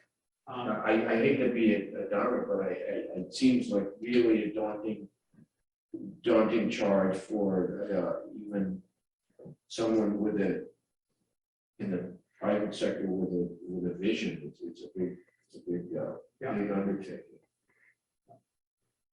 But I still. think- But I have seen everyone should watch this program on Netflix. It's a British show about people that just I've only seen it a couple of times. It's basically kind of an architecture show, but people get these castles from like the 13th century, and they restore them. They make the car posts look like it's perfect, considering these are like 800 years old, and they're making it work. Right. So things can be done, and people do want to do it. So that gives me a little hope. And like these buildings are literally ruins, and they're going to make it so they're going to show and play in it and all this kind of stuff. And so these buildings, much worse than this, can be restored, and people do want to do it. I'll get to the name of the show for the next meeting, but it's really inspiring because they're building turrets, and they're doing repointing and finding original stonework to match literally the stonework that was done in the 1300s. Think about that. Yeah. So it can be done. yeah. I don't think there's any question about whether or not it can be done. But there are people that want to do it. Yeah. Are any of these public buildings, or are they mostly they private? were like they sort of were. So that's definitely one thing that came through loud, which we've known all along, is the whole fact of it being a public building and therefore prevailing wage and these bidding requirements, undermine the idea of someone just coming in, like a stonemason coming in and saying, I could do this for, 400,000 or whatever the number. Unfortunately, and that's just true across Massachusetts, is we are subject to rules that the private sector is not, that do drive up costs. So the sale does make this way more viable. Exactly. Yes. Some of these people constrained. are obsessed, and they do a lot of what Angus just said. They do a lot of the sweat equity, themselves. Like this guy was putting up, there were timbers from he's building like a kitchen, and this was not stone. This particular one was a kitchen, but the building was made in the 1200s. A wooden building, think about it, and he was keeping some of the timbers, and it was unbelievable. So, but he was putting everything he was doing it inside. He just wanted to do it, and so there are people that might see this and say, this would be a dream for him. Well, hopefully we can find one of those. So if it's a private sale, then there's not the minimum wage issue. Right? Correct. So then it could be Yeah. much more lucrative. Oh, yeah. Right. Much less unlucrative. Yeah, no, but it could be literally perhaps as little as half. Right. Yeah. And they fought, although it's anyone, same kind of situation, the council is kind of like the county in England, and they were putting stipulations that, we don't really like that these were buildings that were before glass was invented. But we don't like that you're actually filling the windows in with glass, but we'll give you a straight, we'll give you so they put restrictions on it, even though they had become private buildings, private ownership. So going forward, okay, So so what do we do? it sounds like as Wendy pointed out, a committee maybe is probably the right way to go. And over the course of the next couple of months, then we need to think about, you know, how do we sequence and how do we advertise the opportunity for a private entity to, you know, to take the job on, basically, to purchase the building and take the job on with historic preservation limit on the building. We need to know the nuts and bolts of how to do this. Yeah, so is that something that Lynn's firm could, I mean, she came up with that as an option. Yeah. Is that- Well, that was going to be my exact next question is there's going to be some amount of technical expertise, legal expertise, you know, probably financing expertise needed even to craft that and to bring it to the voters. And right now, you know, as I said in my memo, we don't, you know, we can't expend more CPA money, you know, that at least for the time being is kind of that project's done. So I do think if we think that to get something to town meeting is going to need some amount of technical expertise, it's almost certainly going to incur some legal costs. You know, we do need to think about where that funding comes from because it's not. So there's not that much left in the donation. No, it's only $2,000, between $2,000 and $3,000. Yeah. And even then, it's questionable whether or not whoever donated that would. That might not be what they had accepted. Right. Right.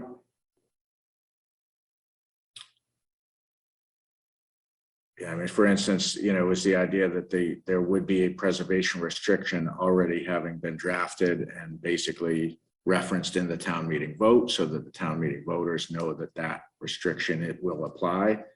I think there's probably options. Politically, you probably would kind of need that in order to get the vote.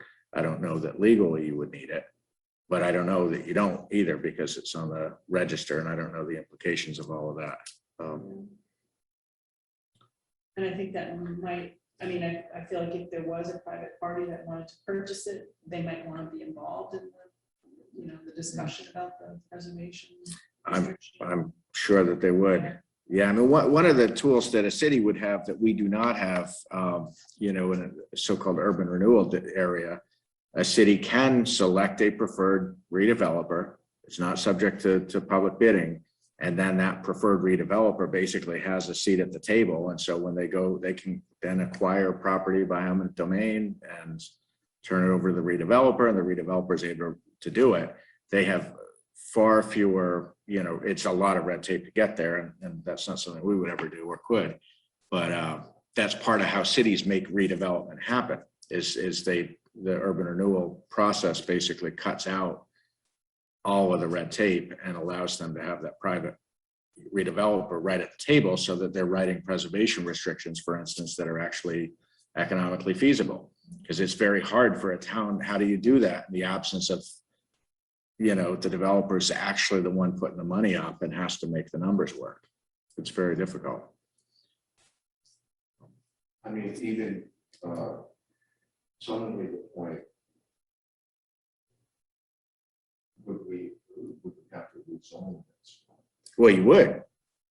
Well, If it's going to be residents. not if it's a residence, but if it's going to be anything commercial or office, it's going to require rezoning.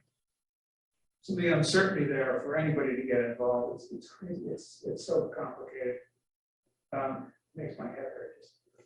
Yeah, I mean, to assemble that property for for sale or long-term lease, it would require, you know, a major amount of work and consensus building. Right. The consensus would be easy if we knew there was going to be a coffee shop and downstairs and an architectural or a law office or something like that upstairs. There would be no problem building consensus. I think if the option was tearing it down apart or selling it and having it maintained and preserved, I think the consensus would be pretty good there. But it's not costing residents any money. I I think everybody. Yeah, but my point is that from a realistic standpoint, imagine that somebody's gonna purchase that building without without the zoning allowing what they would want to do. Who's gonna, Oh, they would. who's gonna buy a Well, building? and with even no once the guarantee? zoning's in place, they gotta go to site plan review and they gotta go to Concom and they got, there's a lot of permitting risks. Connotations of doing There's no anything. way someone would set up a cafe there without a commercial. Yeah, but they couldn't possibly, I mean, it'd be illegal to, I mean, doesn't that happen all the time? The developers buy lots and go to Concom, site plan review, and, there's no guarantee, but. I guess if they've only paid $1 for the lot.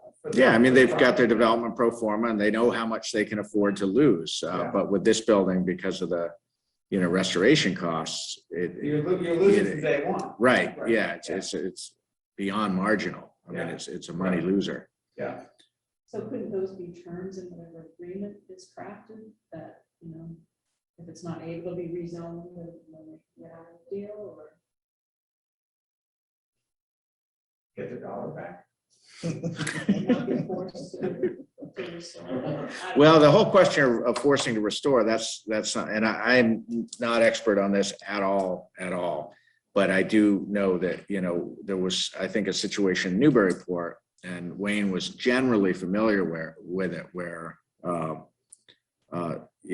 private party was engaged with the intent that they would restore a building, but that a lot of time has gone by and the work hasn't gotten done. So I think with these preservation restrictions, how enforceable is that?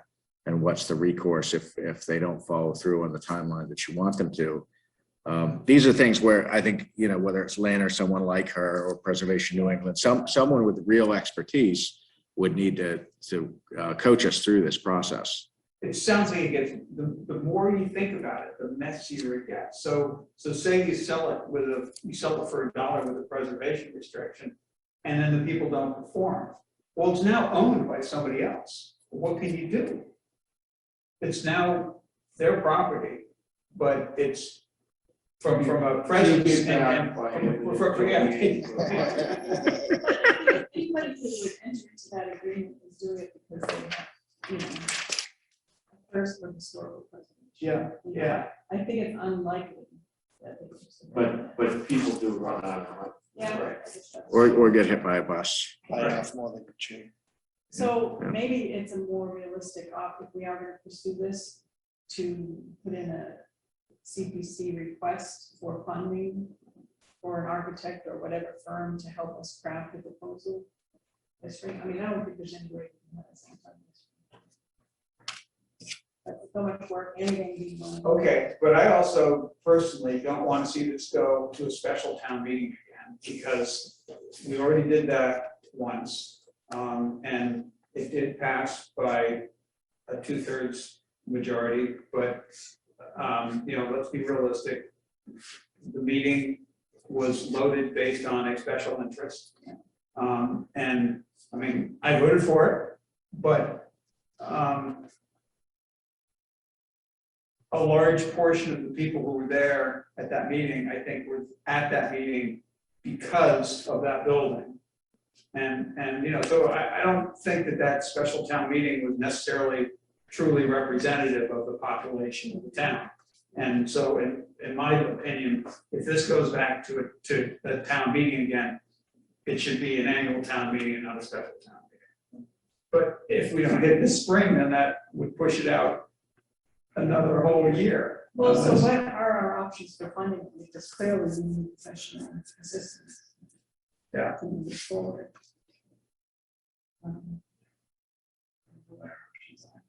Yeah. Well, I mean, what you had just said a minute ago, the CPC does have administrative funds up to 5%. And now a certain amount of those are earmarked for the support staff person paid out of that, but that does typically, turn back on the order of 15 grand a year, maybe not quite that much. But I would be, just from having gone through that a couple of years ago, that was how we funded some of the initial work of Sullivan Spencer Vogt in the summer of 2019, we knew at a staff level, we couldn't just bring this to town meeting without a real proposal. And we knew we couldn't come up with a real proposal without architects and structural engineers and the type of people that have expertise that we didn't have and don't have. So we were successful in petitioning CPC to allocate $7,500 of administrative funds. We had another $7,500 that was largely from gifted funds from both residents as well as the adjacent developer. But we came up with, I think it was $15,000. But I will tell you, it was an uphill climb at CPC. Personally, I didn't think it should have been. I thought we made a very cogent case that it was a chicken and egg thing. We cannot bring an informed proposal to town meeting without the technical support. We have no funding for technical support, but it became very. You mean it was hard to get that one? Very hard to get that vote. It became very contentious, and we did at the end of the day get the committee to appropriate the funds. But I would say, yeah, but I would say before even considering going down that it was seen as so out of the norm of how the administrative funds had been handled in the past, and it was. I think it was totally allowable, totally appropriate. It just wasn't what this community was used to or that committee was used to, and so it was viewed with some real skepticism. To say the least. So I would just say, it's a viable option that you've set out, but maybe, talk it over with the CPC, see if they would be receptive to that, because they don't need to go back to town meeting for the administrative funds. They could approve it. And in fact, they did in the summer of 2019. And does that pot of money grow each year? Or anything unused of the 5% goes back into the CPC general fund. Yeah. Which then cannot be used. Right. So the 5% per year, you use it in that fiscal year, and it or it lapses. Oh, right. Yeah. And is there any how accurately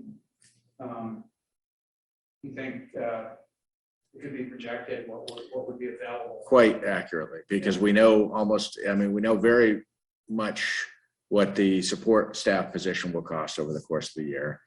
There's some incidental costs for, paper and printer cartridges, and that question was raised, the last time around. And I said, if there's a shortfall, we'll pay it out of a different budget. Like that's not an issue. They pay. I'm not sure. I don't know, but they spend just the one legal ad per year, which just went to the paper today for the annual public hearing under CPC. That's a couple $100. So yeah, their costs are very predictable. I just, I don't know what kind of reception you would get, or not you, but that proposal would get. Yeah, I think that'd be great if you do that, and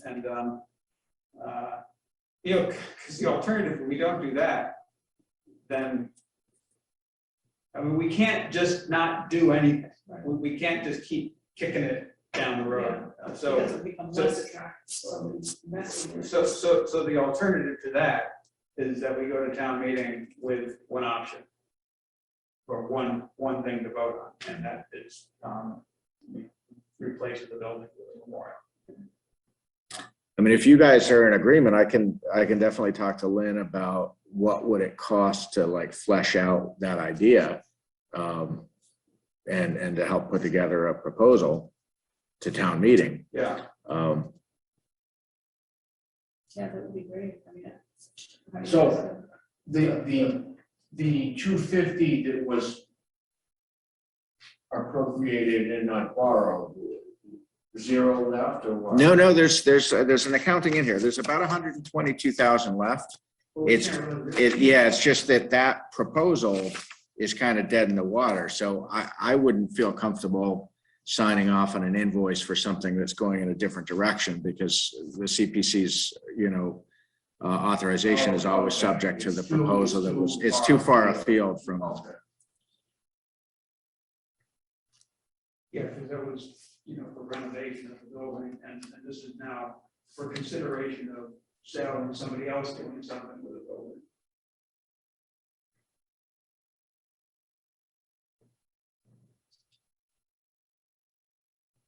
So anybody want to ask?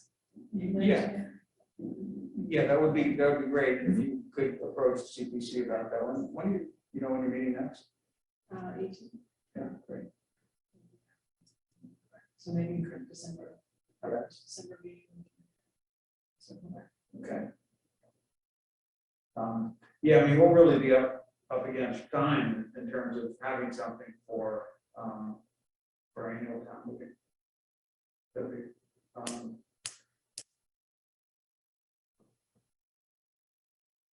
that's not be a problem.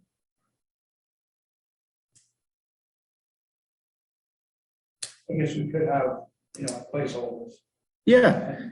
I mean, it's possible. I agree with you. It would be difficult. And I think a lot of it is going to have to do with, what we learn about, for instance, does a preservation restriction have to, is that part of what the town meeting votes? I would think politically, it probably, even if legally it doesn't have to, I think people being asked to vote to potentially dispose of the property and make it available for private Well, just renovation, because they're going to want to know, like, what are the rules that are going to apply? when something's on the historical register, it doesn't matter if it's publicly owned or privately owned. The restrictions such as they would be would be unchanged. Mhm. Just by making it private ownership, that doesn't negate what could be done. So, the other thing I would wonder about is there's been various mentions of, the historic register, the National Historic Register, State Historic. I don't recall what the program is called in the state, but at least one of those programs, this building is now included in at least one of those programs and enrolled in Both. in both of those programs. So say the decision, say there was a vote at town meeting to remove the building and build a memorial. What hurdles are there to do that? I mean, can you do that? How reversible is the historic register?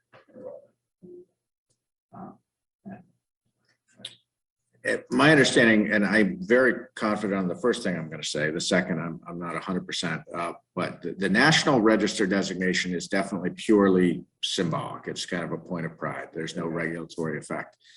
That I'm certain of. The state, there is language that Elisa had directed us toward in the state regulations in one of her recent emails, which talks about any departure from what makes it historic. You have to consult with a Mass Historic Commission. So there is a process you have to go through. I haven't been through that process. I don't know, if that's regulatory or if that's advisory. It seems that you would, if the town was going to do something other than restore the building, you would need to engage with MHC. I don't know what kind of teeth, if any, they have. And Lynn certainly would know that, or Elisa would probably know that.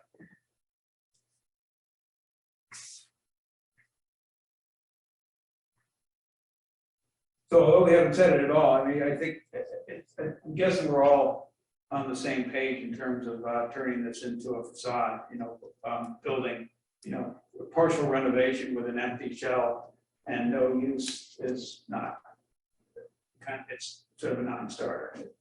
For me. I would do it if I thought there was a way to do, that was my thought over the weekend. And I kept thinking about, okay, can we fundraise the rest of the money? And the additional amount of money is too high. I can't see how, a building without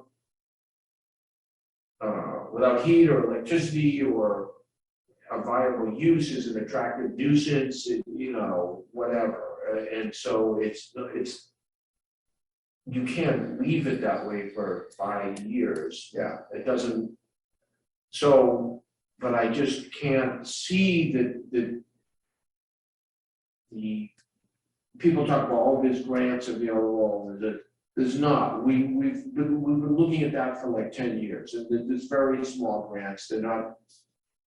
They're orders of magnitude less than what, what is needed.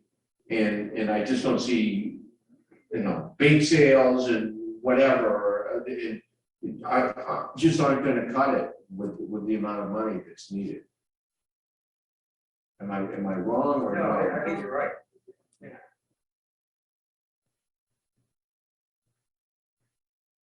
And, the whole issue of cost escalation because of COVID and, current circumstances. I'm sure that's valid, but, my guess is that costs are gonna be sticky up or sticky coming down, easy up and sticky down, they're not, I don't think they're gonna come back in.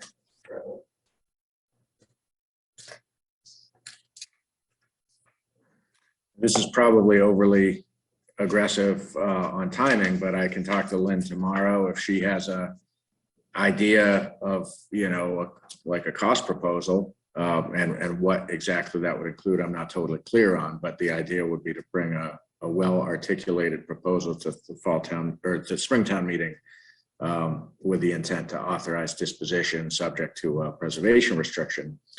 She can tell me what's involved with that and what it would cost. Let's say she had that for this board to consider 2 weeks from tonight. It wouldn't be out of the question that 3 nights later you could float it with CPC. Probably Actually, that not. would be better to have something. Right. Yeah. Probably not get a vote that night because it would be the probably. They I'm sure would want to think about that. But I don't know what her schedule's like in the next week and a half and so forth. But I can I'll talk to her tomorrow. Angus was very right about what does the designation mean? Under federal law, the listing of a property in the National Register places no restrictions on what a non-federal owner may do with their property, up to and including destruction, unless the property is involved in a project that receives federal assistance, usually funding or licensing. However, before this occurs, you can or the property owner should contact the State Historic Preservation Office. The state agency is that which oversees historic preservation in the state. So you were right on it. It's almost the exact wording. Yeah, I think that would be good if you're able to get. Yeah. I'll reach out to her, and I know they've invested a lot, and and obviously they've been compensated for their work. But I will say, especially in those early months, I've never had this conversation, but I do suspect they put in a lot more time than they actually got paid for. I look at the number of subs they used, those first couple of months, and it's been a labor of love from my observation. Yeah.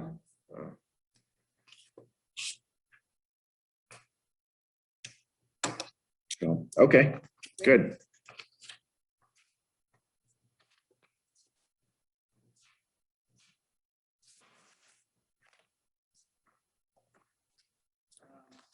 So Angus, you're on. Okay. Overview of active and anticipated projects.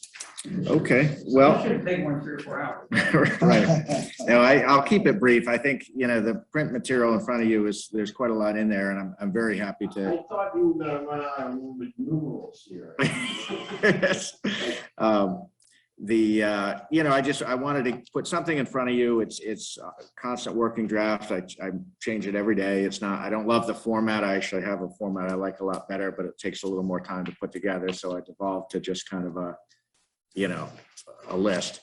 But I wanted to just try to convey that, which I know you see because you're here 52 weeks a year and you see the ins and the outs and all the things go on and all the different subtasks that are associated with some of these tasks.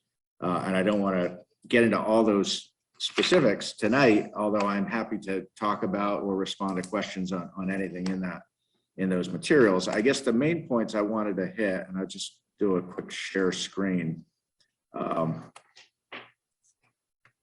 I've just got a couple of slides, and they're really more to kind of just for something to point to rather than, so I've often thought about this kind of the type of work that we do in the town offices. Here in West Newbury, we have a you know, a lot of current issues. We had a lot of backlog issues. We have fewer now than we did a couple of years ago, but there's still some. With very few, if any, exceptions, at least in my observation, there's no unimportant issues. But we, and I say we being kind of the staff organization, we can't do everything at once. So choices have to be made, and the policy issue therefore becomes the relative importance and the relative urgency. If you take just, if everything's important, it's what's relatively more important and or relatively more urgent.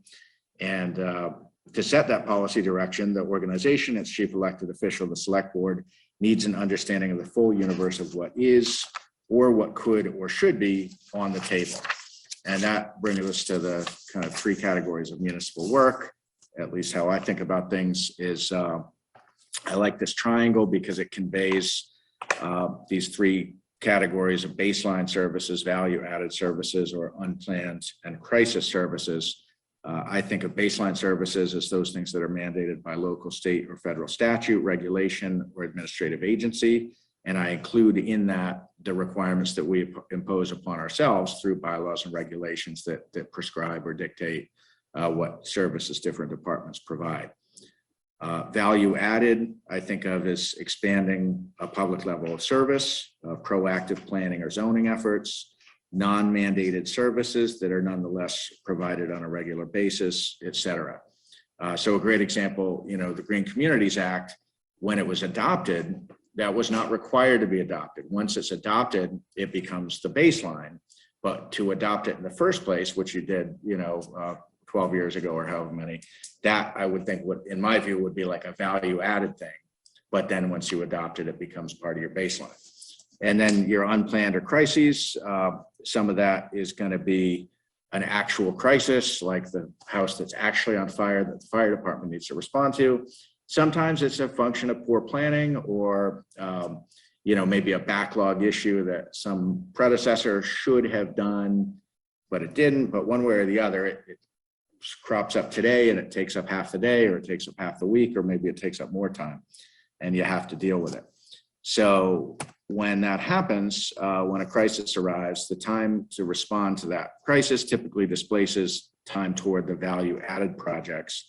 But as a manager, it's my job to ensure that no matter what happens, the baseline services are not threatened, no matter what. And so, you know, if we're buffeted by kind of crisis after crisis after crisis, some of the timelines that maybe we meet in, just hypothetically, let's say we met in August and said, this is what we're going to do for the fiscal year, and we set out certain timelines, you know, and then, you know, a bridge collapses or something, that's going to divert some amount of time.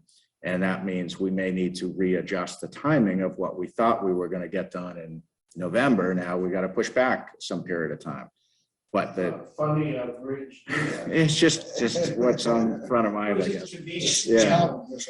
But the you know, but the baseline week in, week out has to be provided. So I think back to the meeting I had with all town staff back in the March of 2018 before I'd set foot here, and what I asked all the staff, you know, meeting in this room, and I think Archie, you were probably there, was, you know, I talked about this triangle. And oh, just to finish, why I like the triangle is it conveys that the biggest amount of time that most staff spend is on the baseline stuff. We basically have designed an organization to do the baseline. And there's not really staff people who are on the payroll who are sitting around with nothing to do. Like most people are pretty busy their whole schedule. So all the value added are kind of, they fit it in, they find the time, they do it. But and I mean this not West Newbury specifically, Massachusetts generally, especially since Prop 2.5, there's been a real cap on the growth of cities and towns. And you look at the staffing, especially in really almost across the board, but you look at the kind of the line chart of the staffing levels in cities and towns since the early 80s compared to the amount of responsibility that they have. And it's not even close. You know, the responsibilities have so far outpaced the actual staffing levels. So that's just a reality in every city or town I've ever worked in. It's not unique here, but it's something we need to understand because it is a fact of municipal government. So yeah, I like the triangle because the baseline is the biggest amount. You know, ideally, your next amount is the unplanned or crisis. But if something swoops along and takes a lot of time, COVID, whatever, that is going to displace some of those things that you hoped would get done, and you now have to rethink the timing. So where I would like to get to as manager is something like what you see in here. I left the details blanked out, but you can envision, you know, you got a project here, you know, your fiscal year 22, where, you know, is this something you're tackling? I like thinking of quarters. You know, sometimes we get on this 2-week cycle where we're providing updates every 2 weeks, and we're chasing our own tail, like preparing an update when there's really was much more than like 10 days of work to do between meetings. But we do that a lot. If you look at our agendas, we just, you know, next meeting. And I think it's somewhat inefficient. Whereas if we're a little more realistic and set out, what do we want to do in the first quarter of the year, the second quarter, the third, you know, quarter. I think that's how private industry largely works. And I think that you can have, you know, bigger progress in those bigger time increments, you know, initiated by, I think it's always good to understand, you know, who's driving that project, who's the prime mover. And then across the departments, you know, I use this system of kind of XO or in the loop of like, so you take something like, you know, well, I don't want to think of an example, but, you know, who's the driver, which department's the driver, you know, the project manager. And I think project management is such a valuable designation, because at the end of the day, someone's coordinating everything. You know, project support, that a lot of these things can't happen without certain involvement of other departments. And I think it's really helpful to let them know ahead of time. So it's not this after the fact, oh, I need you to do this. But ideally, you've thought it through as, you know, the project manager kind of, you've thought through all those steps and you've made people know like, hey, in, you know, 6 weeks, I'm going to need your help on this. And so just make sure that's, you know, you're accounting for that. And then this third category, in the loop, is basically for the idea of, let's say there's a department or a board or commission that really doesn't have any authority over anything, but if it gets to town meeting and they haven't been consulted, they're going to stand up and say, we never heard about this, so we're opposed. They may like the idea, they just don't like how it was handled procedurally. So there's definitely that category of kind of keeping people aware, even if they don't necessarily have to do anything. So this is something, you know, I put something like this together in Westford. It was very, very helpful for what was a big, big town with hundreds of initiatives and lots of departments, and, you know, ended up being really helpful. And what we did is we had every department head kind of self-evaluate their own project list, drawing from the approved master plan and the 165 action items in the master plan. They would self-evaluate, what are they leading? What are they involved with but not leading, or what are the things that they're not directly involved with but they want to be aware of? And we had every department head fill it out. It all came back to me. I put it together, and it ended up being really helpful at helping to get more like subgroups of departments that were working on a bunch of different things. Because, you know, if you have, let's say, a staff meeting and you're dealing with like one issue, that's very inefficient, because those same staff, like if you're not just dealing with the day's crisis and needing to deal with that issue, but dealing with the 5 or 6 or 7 issues that group is working on, that's going to be much better. But that relies on us having a certain amount of,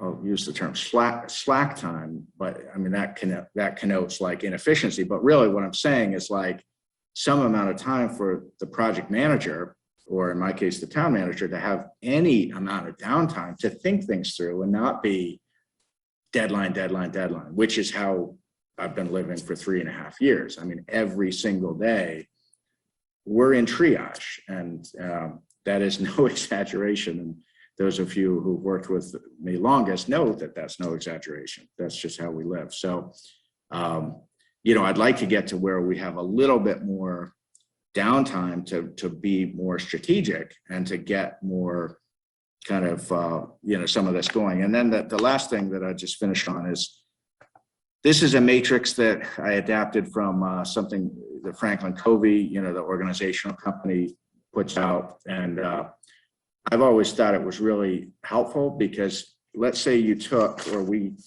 let's say the board took this long list of kind of active initiatives, beginning on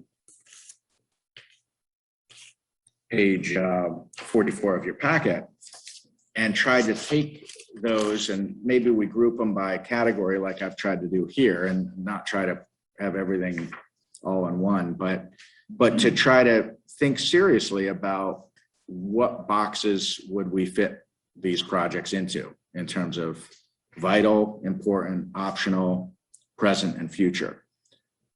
Because what I've seen in doing this exercise in other communities is typically most everything starts in the upper left corner. It's all vital, it's all near term.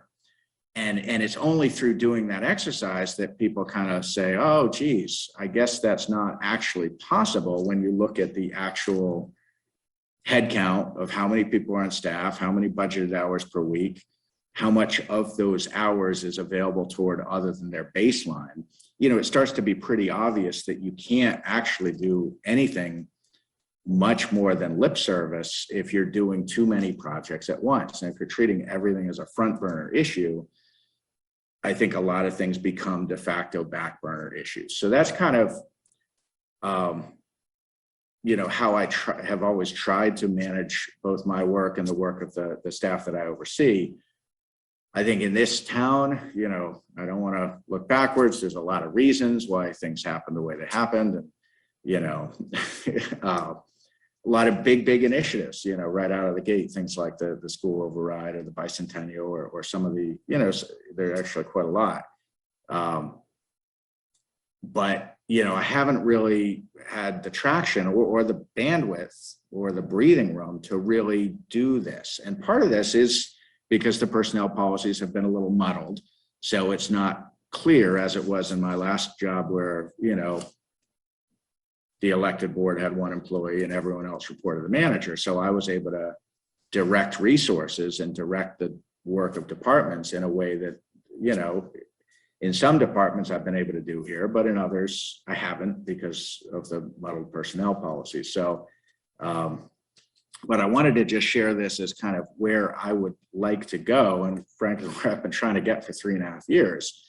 And we've gotten a huge amount of things done, but it's constantly been kind of scrambling, triage, and not necessarily like, cohesive. It's felt more piecemeal. I think it's felt that way maybe for the community. It certainly felt that way for me, where like in the course of a single workday, I'm dealing with maybe 80 different issues. I mean, it's just so rapid fire. That, if anyone ever does take me up on this, invitation to look at my emails, you'd see the volume of correspondence that comes in and out in any single day, and how much of that is legitimately urgent and needing to be focused on. And it's almost without exception important. And sometimes it's very, very important, and you have to kind of drop everything and do it. There's a reason that there's a core number of staff who are just absolutely, at living life at the red line. And so that's, I told Rick earlier today, every time I think it might be letting up a little bit, some new thing or things, and surely in the last couple of work days that's happened. And so I spent most of today on a couple of issues that aren't even on these lists, and that's not different. Those specific issues are new, but there's new issues all the time. So I think in terms of where to go from here, last year, right around early December, the board had done outreach to boards and committees and commissions to do like a collective goal setting and visioning. I think something like that again this year, as we get into, we're very close to starting the budget process for next fiscal year. I think having some kind of a goal setting would be really helpful, and how we go about that would be a great thing to start discussion tonight. But I think we need to try to find a way to get you know, the many different interests in this town trying to pull in the same direction, because we do lose a lot of time and a lot of, you know, lost opportunity to the wrangling that goes on. And I get there's a lot of different opinions, but in terms of who's setting the agenda, that's then directing my, you know, my office's priorities, and by extension, ideally, the work of the departments and the staff who work here. That's how this form of government is supposed to work, is the policy direction set. I then carry that out through overseeing the departments. And there's a number of reasons why it's not that clean here in West Newbury, but that is how this form of government is supposed to work. And I don't think and I've said this before, I don't think we've fully realized the benefit of this form of government. I think we still have a lot of inefficiency and in some instances, lack of accountability, which are things that this form of government was intended to resolve. So. One thing that, so again, there's always been a crisis or something that prevented us from doing it, but I still think it's either if the various boards and commissions in the town knew what everyone else was up to, there'd be less duplication of effort, and there'd be an appreciation that, okay, maybe the 17 things that we want to do, okay, we're going to weed them down to 14 at least. Just like, no, everyone is in their lane in this town, and gross generalizations, obviously, but I still think at least once a year, the people in one committees, I don't know, even what one to pick, that should know what the other 19 committees are doing. So there's an appreciation of, oh, okay, they're sort of doing similar stuff to us. Maybe we can coordinate, or maybe we don't need to do that quite so much this year, or something.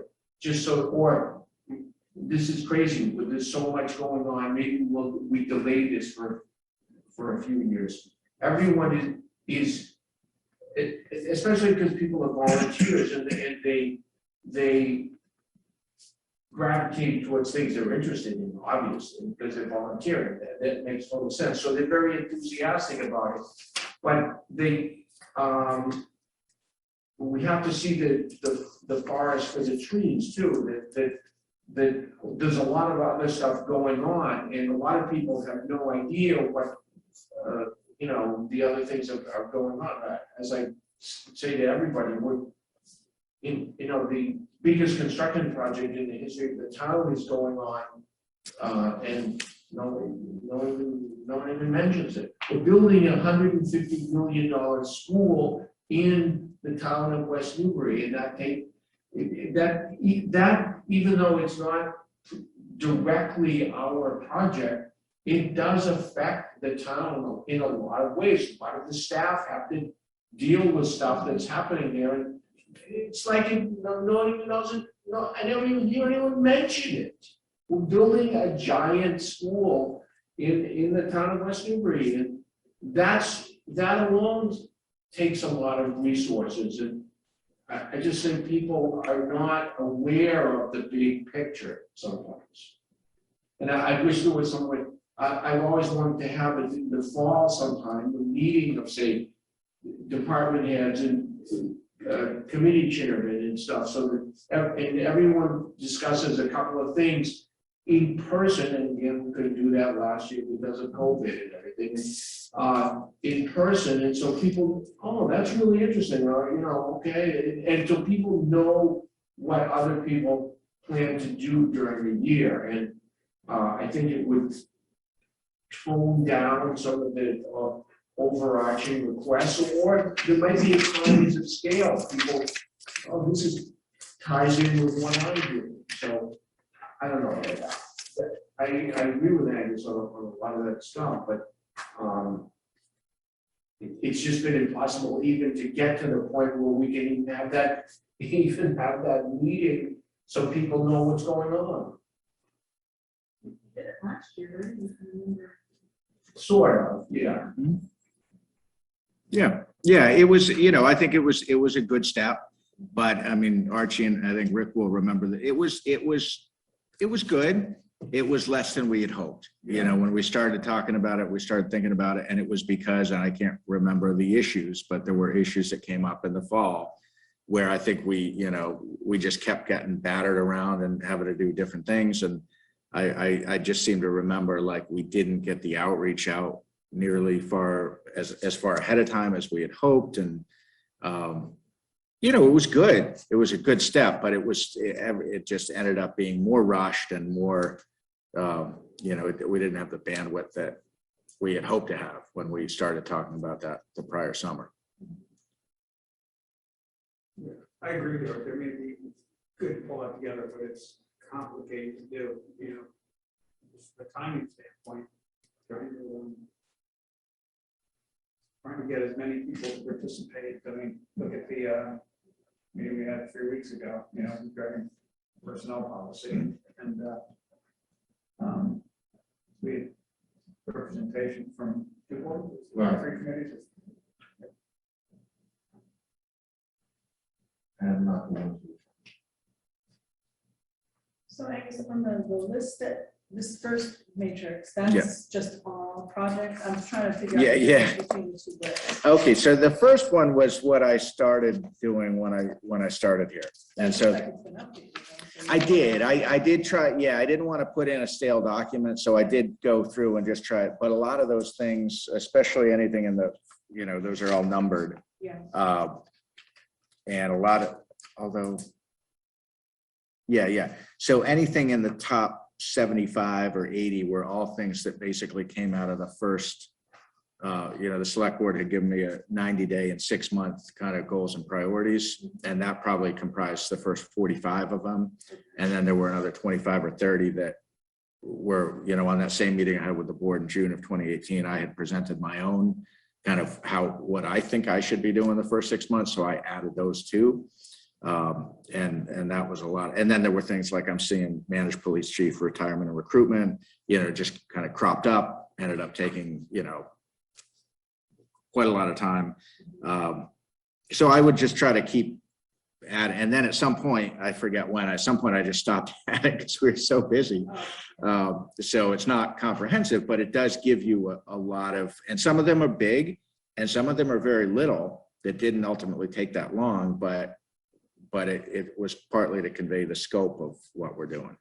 And some are deceptively, they might look like they were quite simple, but there was more to it than that. Yeah, that's the norm, really. Yeah, that is for sure. I mean, I see, anyway, I could go So on. you have the initiated by column, so that would feed into that matrix. Yeah, that was kind of, I started that because partly really to give the board at that time, transparency as to if I had something on my list, who was asking me to do that. And one thing the board heard me say a lot, especially my first year or so, was, at that point, we had a lot of job descriptions that hadn't been updated in years, different tasks had been taken on. A good example is the Green Communities reporting, where it wasn't really anyone's job. And since that time, we've made modest adjustments. We need to make more, but we've had some staff who are more accountable to that.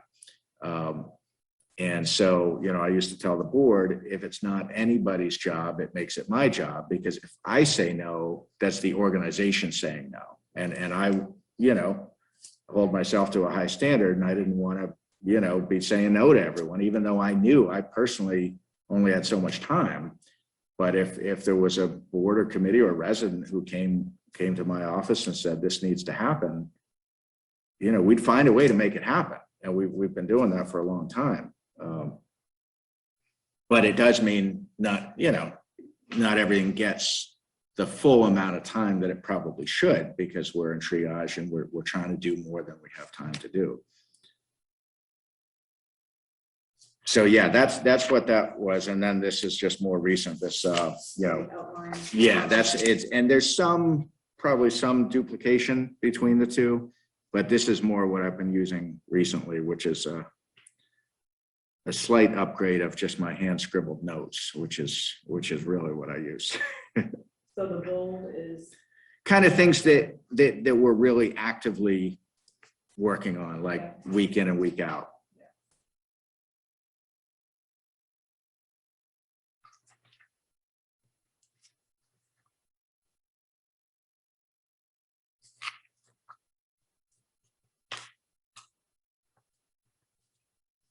well, I mean, I like that matrix, that format. I mean, how could we go about like transferring to using that as a?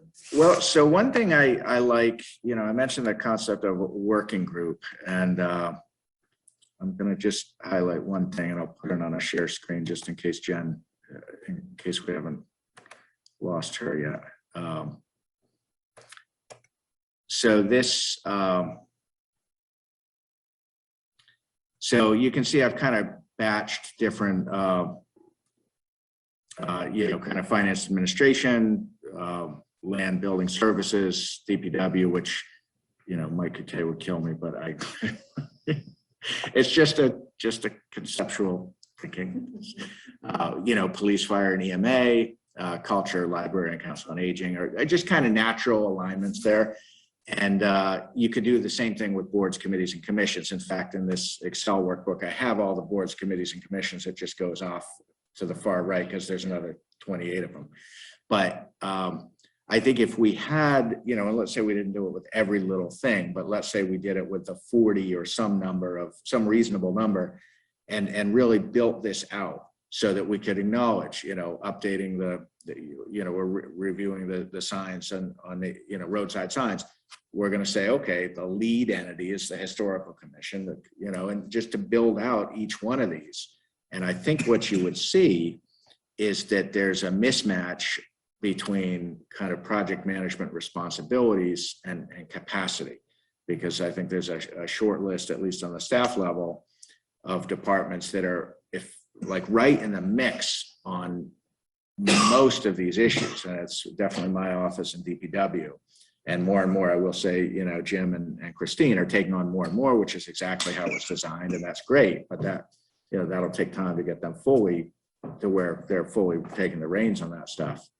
But, there's a mismatch. And so, Cortland Lane, I mean, that issue, if you add up the amount of time from the time I first got that phone call right around the first of the year, through last week, I mean, it would be inestimable the amount of time that's gone toward that single initiative. But I think if you ask the average person on the street or the average person on the open space committee, how much has the front office had to do with it? Oh, not much. Really? I mean, I'll show you the email threads and all the times that I'm the point person. I didn't ask to be, and I'm happy to do it. I do my job and I try to do it well, but there's definitely things that go through my office that I think are really not recognized. And, if we had a full-time this or a full-time that, maybe my office wouldn't be as central to some of those, but we don't. So. Is there a way to also account for the amount of time the project takes? I mean, that would be an estimate, but just so you have a relative sense of how much effort is involved. I think it would be very difficult to quantify time, partly because we are multitasking at any point. But I can tell you that when I spent 8 years in consulting, and all 8 years were with a very small practice, 3 years with my own, and 5 years in a small company. And going in, and I'd say 80% or more of the work I did was public sector. So it was all publicly bid. And going into a project, typically that would be a zoning amendment, would be very right in my wheelhouse. I would pencil out, is it, when's town meeting? When does the contract start? Is that 5 months, 6 months, 7 months? If it was less than 5 months, we wouldn't do it. You couldn't do it responsibly for less than that. And then pencil out, based on the budget and the billable rates of the staff who are working on it, how many hours a week on average does that budget support? And if we couldn't pencil out a certain basic baseline staffing level, we would say there's not enough money to do it. We wouldn't bid on it. And when I started, I felt like it should be 6 to 8 hours for like the lead planner and some amount of comparable time for a support planner. The more time I spent consulting, those numbers got less and less, partly because the project budgets were not a lot and they didn't support the level of public process and public consensus that my firm was known for. That's why we were hired, is we talked to everybody, we built consensus, we were really good at that, but that all took a lot of time. And the state, over the 8 years or so I was doing that, kept whittling down these grants. And I would go to the state and say to them, like, just because the boilerplate language is already written for a 40R district, that's like a small piece of the time. There's the time that why you get that 2/3 vote at the end of the process is because you've built, you talk to everybody and you got to know, and you build consensus. It takes a lot of time. So, over time, we had to start trimming that to where it was like 4 to 6 hours a week on average, knowing that, some weeks, the project manager may spend 18 or 20 or 24 hours in a week and others are going to be less. But on average, to manage a major project, you need some consistent time week in and week out. In the private sector, that was, probably 8 to 10 hours of total staff time per week. It's different here. The work comes to us. We don't have to write bids and go after work. But I think if you pencil out just all of these, you couldn't even pencil out that and let's say you say whether it's me or whether it's Wayne or whether it's Stephanie or whether it's Jim or one of the staff people, you couldn't even pencil out that we're spending 10 minutes a week on every one of these. And yet we're getting it done. And that's why, when that's why it's, we can't keep doing it. Like it's too much. And people burn out and people move on. And then you find yourself with you can't find someone who's going to step in and do what your current people are doing. And we've been at that, so there's part of my job as manager is to try to stave off burnout. And so when I hear from multiple staff over a period of months, it's not my job to bring to you those specifics. It is my job to make you aware that we're grinding the gears here and we're running this organization in the ground. And, I thought we were, kind of leveling off a little bit, but then new things come up. And now, I could, if we initiate nothing new, I would be full-time straight out busy for the next 8 months. That is no exaggeration because I got months of backlog and then we're in the budget and we're in the capital program. And, it's just, we could initiate nothing new and be completely flat out busy for the next 8 months. And I don't think, I just don't think we're acting as, as if that's true, but it is. So,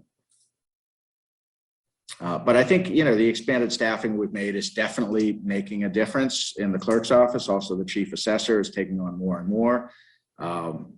And, I think there's other departments that are poised to take on more. We are in discussions about expanding the planning department's hours. I think there's a willingness there to do that. And so I think there's things that are happening that we are going to start to see some benefit. I think we are seeing, benefit.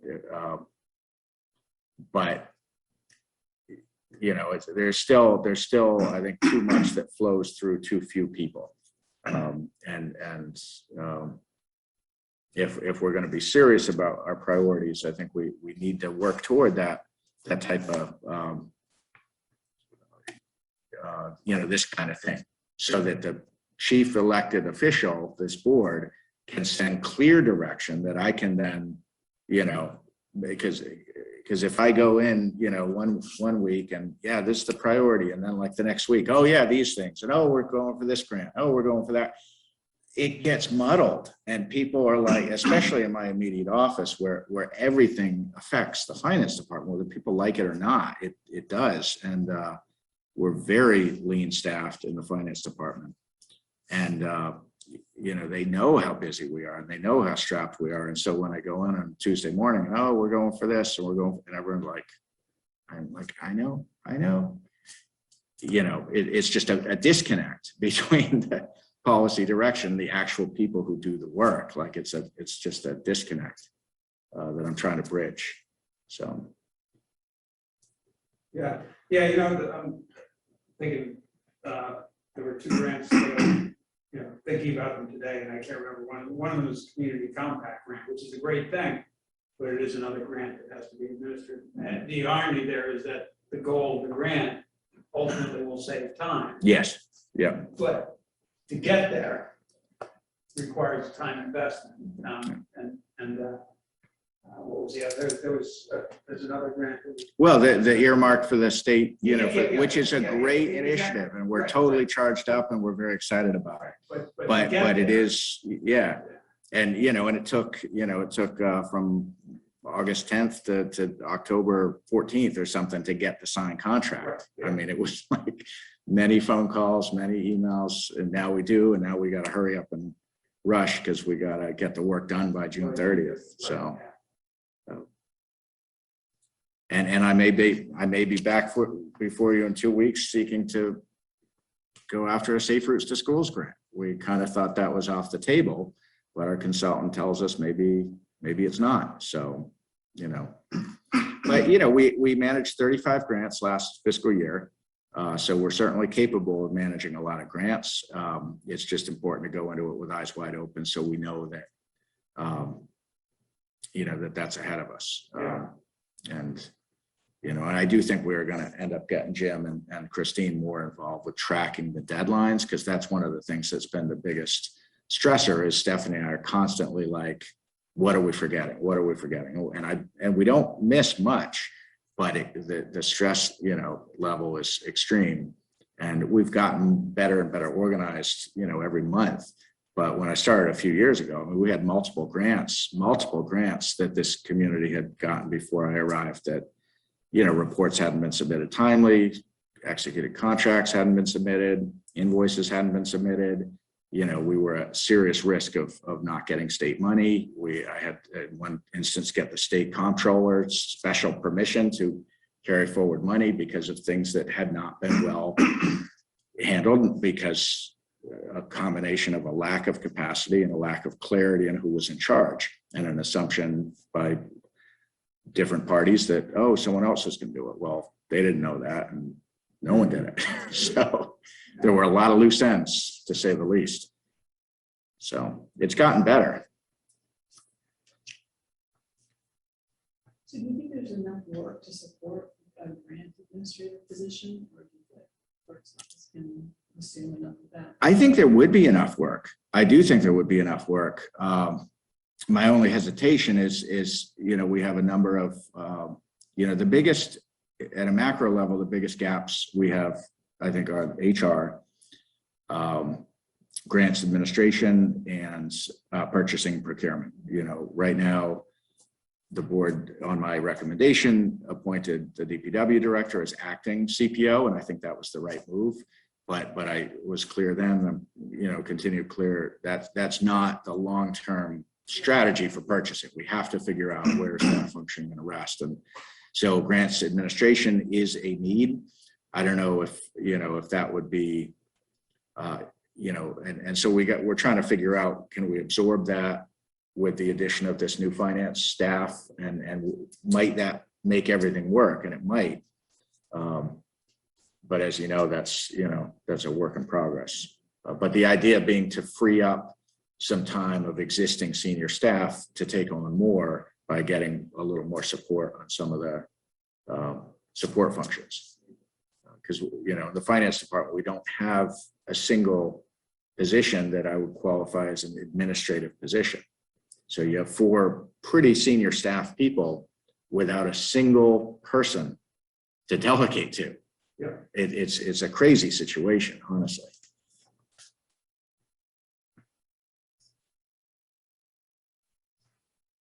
Can you share the matrix and everything with us? Oh, yeah, no, I did, yes, I'm just Yeah. curious. yeah, you mean the emailed around? Yeah, definitely, yeah. Yeah, I had hoped to do a lengthier slide deck, but with the way today went, that just wasn't gonna happen, so I just pulled out a couple of key things just as talking points, so. I mean, I'd like to figure out how to use this going forward, but it seems like then you have to dedicate some time to actually thinking about goals. Well, the reason I brought up about the board committee commission thing, I like the idea of, if there was one of these for different types of, not hyper specific to departments, although you could, I could have each department do this and we could invite each board committee and commission to do something like this. But to get something that's more shared, I was thinking more, kind of the types of categories I used, capital planning and infrastructure, planning and housing, and that's going to naturally create some working groups of either departments or boards, commissions, and committees who have kind of natural alignment or overlap on different things. You take anything to do with pipe stave or Mill Pond, right out of the gate, you're dealing with, Mill Pond Committee, Concom, Open Space Committee, Park and Rec Commission, this board, West Newbury Riding and Driving Club, before, just right out of the gate, you can't even talk about pipe stave without 6 groups involved. And from 30,000 feet, in my view, I think that whole issue of pipe stave, Mill Pond, Dunn, Page, what's the big idea? What's the future vision? I would put that in my top 3 list of issues for this entire community, from 30,000 feet. And we have spent some time talking about it, but really how much progress has been made. I mean, there's been a little progress here and there, but at a macro level, like there's really been no serious discussion about like what's the community's 30 or 50-year vision for that centerpiece of town. I think everyone would agree it's very important, but partly because it's so, bifurcated and all the authorities are divvied up and we all have a lot of other things to do. It's hard to get the focus for something like that. Yeah, that's good. And there are a lot of different authorities. There are a huge task to pull everybody together and rowing in the same direction. Right. Well, I guess a few years ago, we spent several meetings with different players and couldn't come up with a parking solution. Well, and even like the Mill Pond, Even that, I mean, we had innumerable meetings. We did. Just couldn't get it. but even the Mill Pond management plan, my first 6 months, I circulated that around to everyone, just trying to do some housekeeping edits, just to make it like a little bit better, not even substantive. And that ended up getting caught up in a thicket of like feedback loops. And, it was just, and eventually we just kind of had to walk away from it because it was just too much time and it was very unproductive and we got nowhere on that particular issue. But yeah, so if we're going to get to the big stuff, we got to, what I tell my staff every day or many days is we got to keep the simple stuff simple, because there's enough complicated stuff that is legitimately complicated and time intensive. We got to make the simple stuff simple. And we have done a lot on the day-to-day that have made things much, much more efficient than they ever used to be, so that we have relatively more time toward the bigger stuff. Well, I guess, in the 2.5 years I've been on the board, there's been an unbelievable amount of stuff accomplished. And I know it's created a lot of stress on a number of people, but there's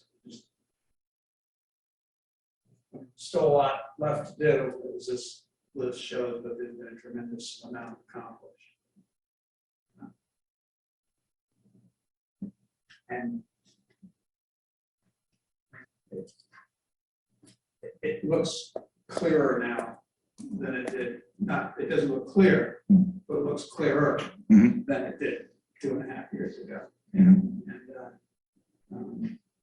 structurally, in terms of people, things are a lot improved. Yeah, I think we got a great team. I really do. We got a lot of really good departments. I think every department is very well, set up with really good people. And there's a lot more horsepower than there was, even a year or two ago, for sure. I think part of, frustration I sometimes hear, which I would share, I think people, maybe out in the community perceive that, a huge amount of time goes toward a couple of issues like the bridge or the soldiers and sailors, I think, and maybe they get into the press a lot, but they do take a huge amount of time. And sometimes it wouldn't be clear, like, how could it take so long? It's a bridge, but it does. And those of us who live through it, like it's every step, it takes time. But I think, sometimes maybe people perceive that too much time is going toward a small number of projects. And I think a lot of time may be going towards some number of, some relatively shorter list. But if you look in the aggregate, as this tries to do, there's actually progress being made on 100 different fronts at once. So they don't all make the paper and they don't all justify getting in the paper, but there is progress being made in a whole lot of areas. A lot of it is small steps, and most people don't even know they're going on until all of a sudden there's some new capacity or something new that you didn't even realize existed before. Mm-hmm. Yeah. So I think just to kind of leave the discussion on a tangible kind of follow-up, it sounds like the board's favorable to, maybe you, for the December 6th meeting, maybe invite in the board's committees and commissions as kind of part of the jumping off point for the new budget cycle. What do you think about that? No, that sounds like a good plan if we can get everybody here. Mm-hmm. Hopefully we can get enough people here. I do think December 6th would typically be when the board would be talking about kind of setting its policy direction for the subsequent year budget. Yep.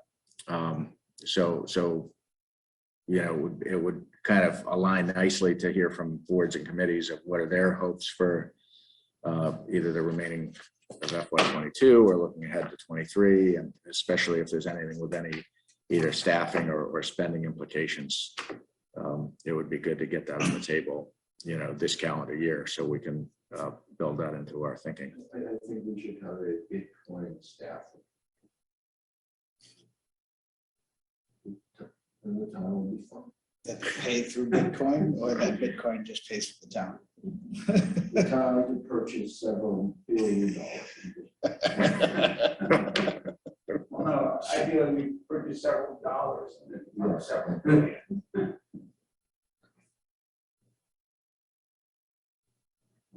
As opposed to bringing it up. Yeah, I'm good with that. If the question is, can we get good participation?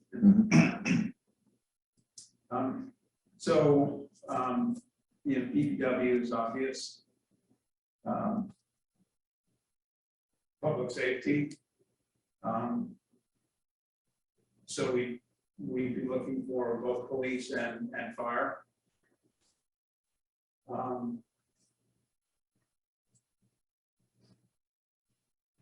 I guess we could have somebody from the Board of Library Trustees.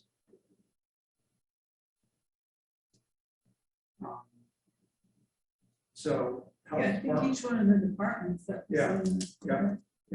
They've been budget.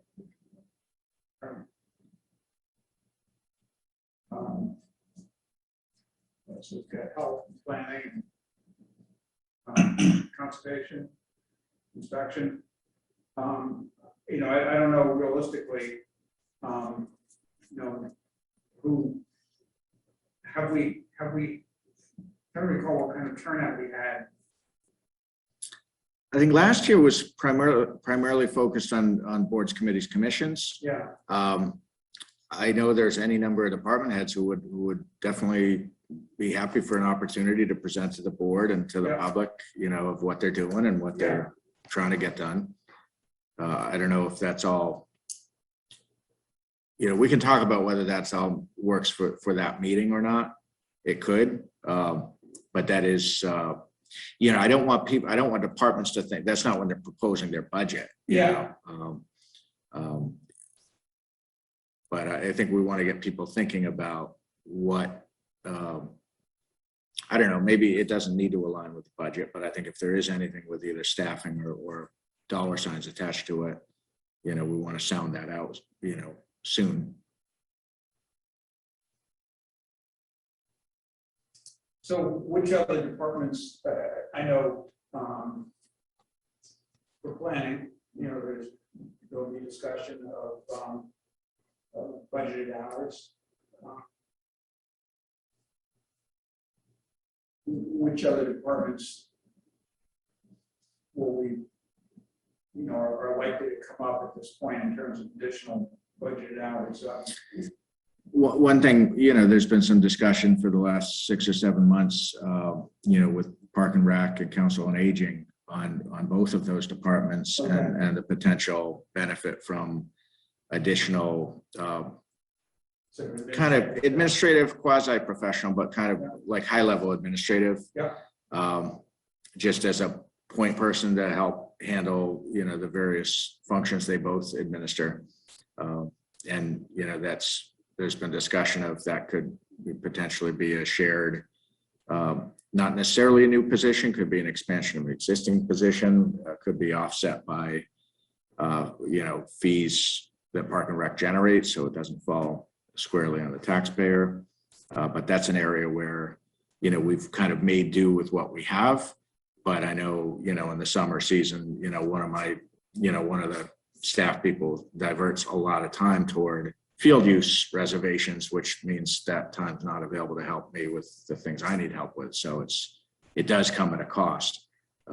It's kind of strange that we don't have a single staff person with any stated responsibility for Park and Rec other than opening their mail. It's literally not in any, and that's only because we put that in there. When I started, it wasn't anybody's job description. So as you know, I put in hundreds of hours on Park and Rec, and that's partly because there's no one else. I go to all their meetings, and Stephanie goes to most of their meetings because there's significant financial complexity to what they're doing. And, it just was no longer acceptable for that just to be off in a vacuum, so we go because we feel like things will go better if we go. And I know they welcome our participation, but long-term, is that a great situation as opposed to potentially a staff person who's actually got sounds dedicated like that. responsibility to that? So,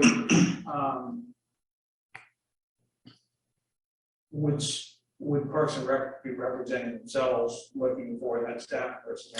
I don't know. I mean, it's something I've talked with them about pretty much at every, meeting. And, so back in the spring, I think it was, Jack had initially, went out shortly after he became chair and started to realize how much work he as a volunteer was needing to do. And I explained that's how it's always been done.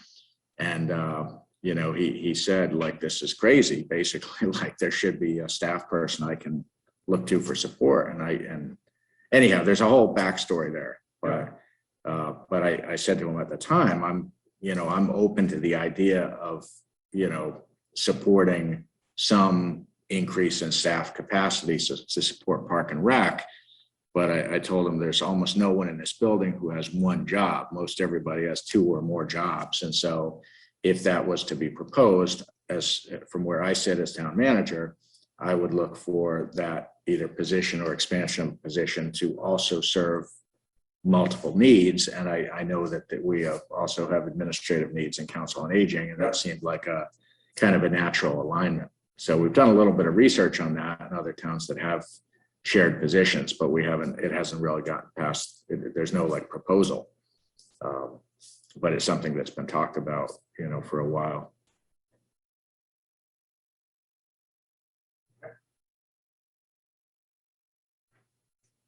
Okay, so if we do that for our next meeting for December 6th, I guess, we need to get people on board pretty soon so that they can put it in their schedule, whoever is able to. So I guess I'm not clear. I thought we were talking about kind of visioning what we're working on, but this seems more focused on like budget and cash. Yeah, I mean, that was just a thought. The December 6th, I just threw that out tonight. It's not, it may not be a good idea. I mean, we're just kind of talking things over. So I think we can figure out I think that it's very important for the board to set its budget policy direction definitely before Christmas. Ideally, it would be the first meeting in December, just because that's kind of what gives me the marching orders to draw off the budget for the board to then review and bring forward. So, it might be trying to get too much into one meeting. So would it be maybe worthwhile to just send out an email to departments asking if they are anticipating changes or they would like to see any changes in staffing or? I mean, that's always part of the initial budget package that I send around. And then we can discuss that in December. Yeah, I mean, I don't think I would have that back from people by then. But another one we have to definitely keep our eye on is conservation. Obviously it's a new shared position. That's a new situation. There is already, reason for concern about the budgeted hours not being enough. Last week overtime was worked, 46 hours was worked in the week. 46. Yeah. So, and there were a lot of, anyway, it was a Thursday afternoon meeting that ended up going really long. And anyhow, I just learned about that today, but that's an area where, we're aware that commission's intending to propose a bylaw that's going to create some additional amount of work. And we're already arguably over capacity. Maybe some of that's just because of, staff transition and inheriting a backlog, and maybe it'll settle out. But those are things I'm attuned to that I need to think about in the budget I bring forward to try to bring forward the right staffing levels for the work that has to get done. So is that on Newbury's side? No, it's a combination. Yeah, it sounds like Merrimack's already pushing the limits on. Yeah. More than pushing the limits. Yeah. It sounds like, I'm sorry, Rick, what? Merrimack is already pushing the limits on their allocated hours. And perhaps that'll smooth with time, but they're already needing substantially more time than they've allocated. So how did we address that in the agreement overtime? Does it each entity that incurs overtime pay the overtime costs? I don't think we dealt with it specifically, but I mean, I'm in regular contact with the finance director over there, so, we'll work it out. We don't expect it to be a continuing thing, but it does call into, it raises some other questions about that we've talked about with regard to that position and, who ultimately oversees that position.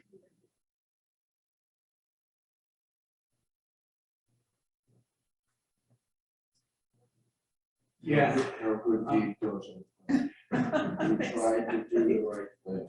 I think it is the right thing. I think it's definitely the right thing. It's just growing pains. There's nothing that's, I don't want to, but I think that, even regardless, what's gone on the last 6 weeks, I think, that's been a discussion for quite a while of what's the right staffing level in that department. Is it appropriate that department, at least on paper, has no administrative support? Is that a sustainable situation? Those questions, that's not new. So I'm just curious literally about the nuts and bolts of this. So was there just a whole passel of new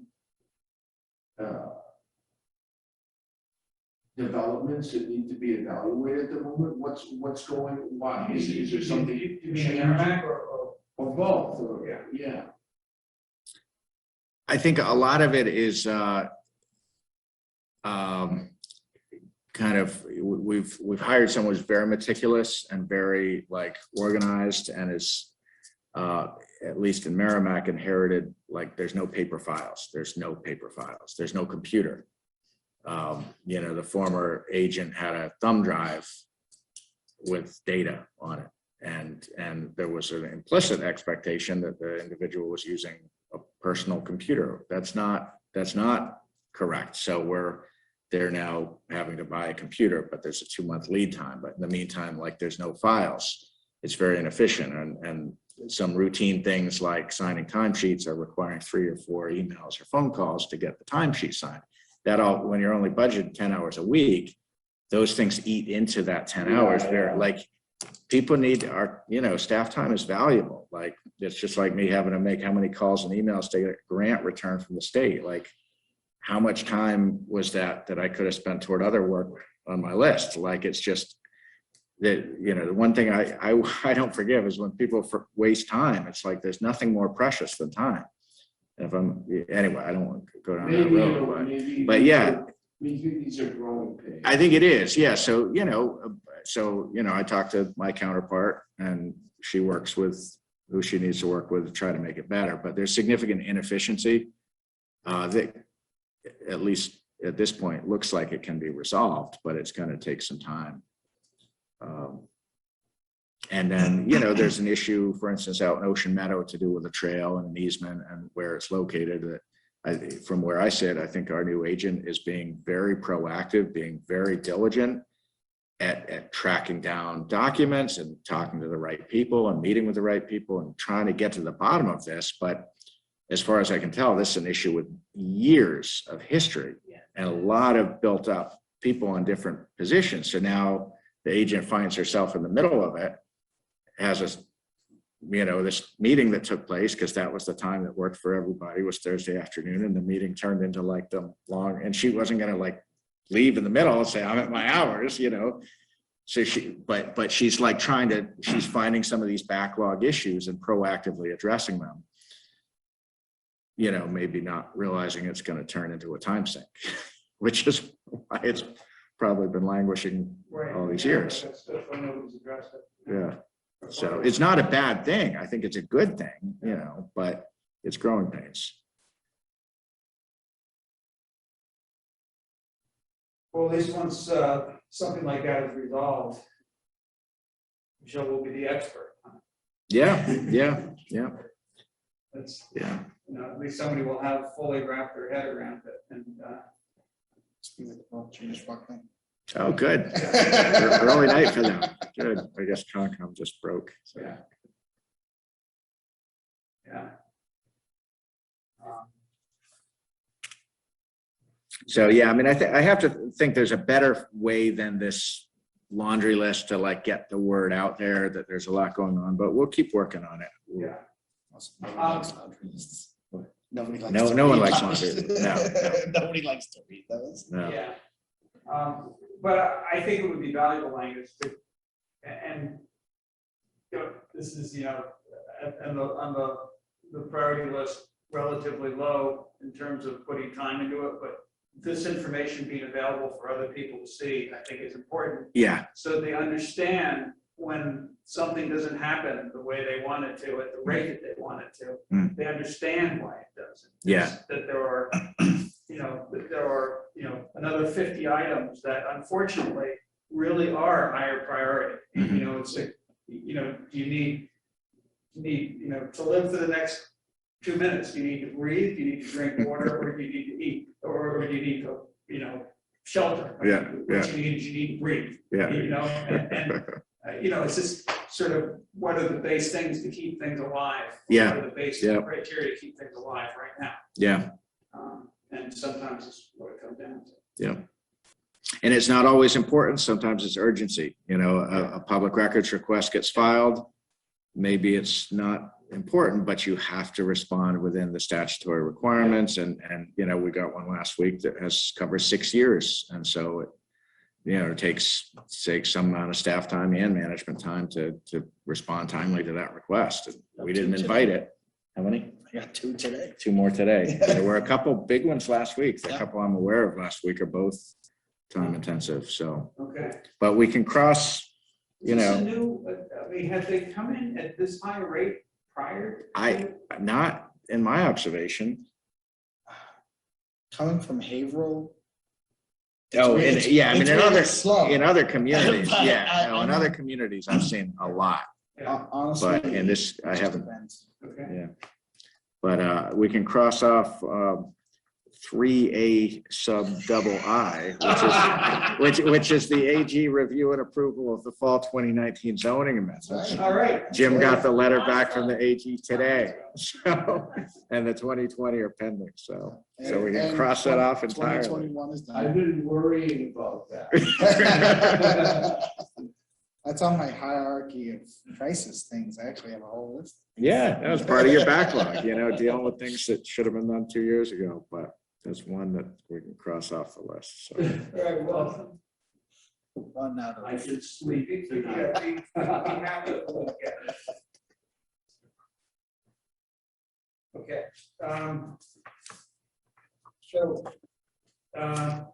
update on ongoing review of field management mowing. So about 2 weeks ago, there were, I guess, 8 or so of us who met in this room and we talked about, it was really, I'll call it sort of a preliminary conversation, although it was pretty busy for an hour.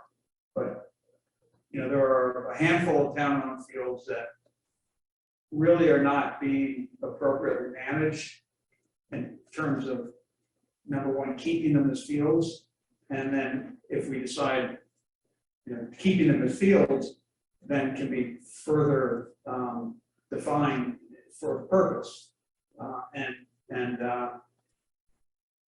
Rick Thurlow was here, and Rick Thurlow knows how to keep fields an agricultural field, but that isn't necessarily completely in line with what other purposes we might have for some of the fields. There may be some where that's the best thing to do, and then maybe others will do other purposes. So, while we're not really keeping up with managing the fields, invasives and things like that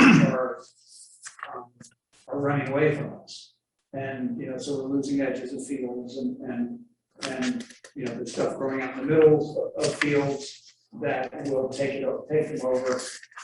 So I would really consider it to be a preliminary meeting.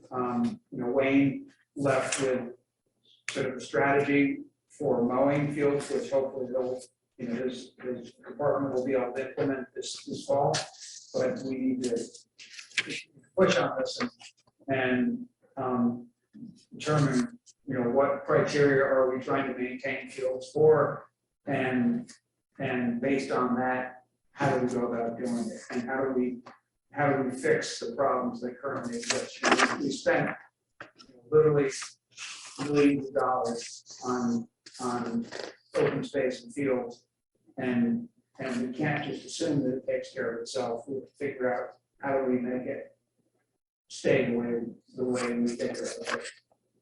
I have sort of a bigger, and just a question. Yeah. So if you say, look at one of the photographs out in the hall here. So the town 100 years ago or 200 years ago was probably 3/4 fields, correct? Right. Or you look at the hills, no trees, Right. 0 trees. So, we have competing interests in the towns that people want.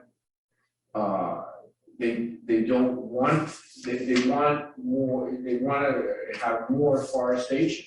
There are people that say we're cutting down too many trees and everything else. Well, if you look at the way the town was 100 years ago or 200 years ago, this is like Sherwood Forest compared to what it was 200 years ago. The whole town was fields completely. Because it was a farming community. Right. So I think we have to, the question is, what time period are we trying to go back to or remodel ourselves as?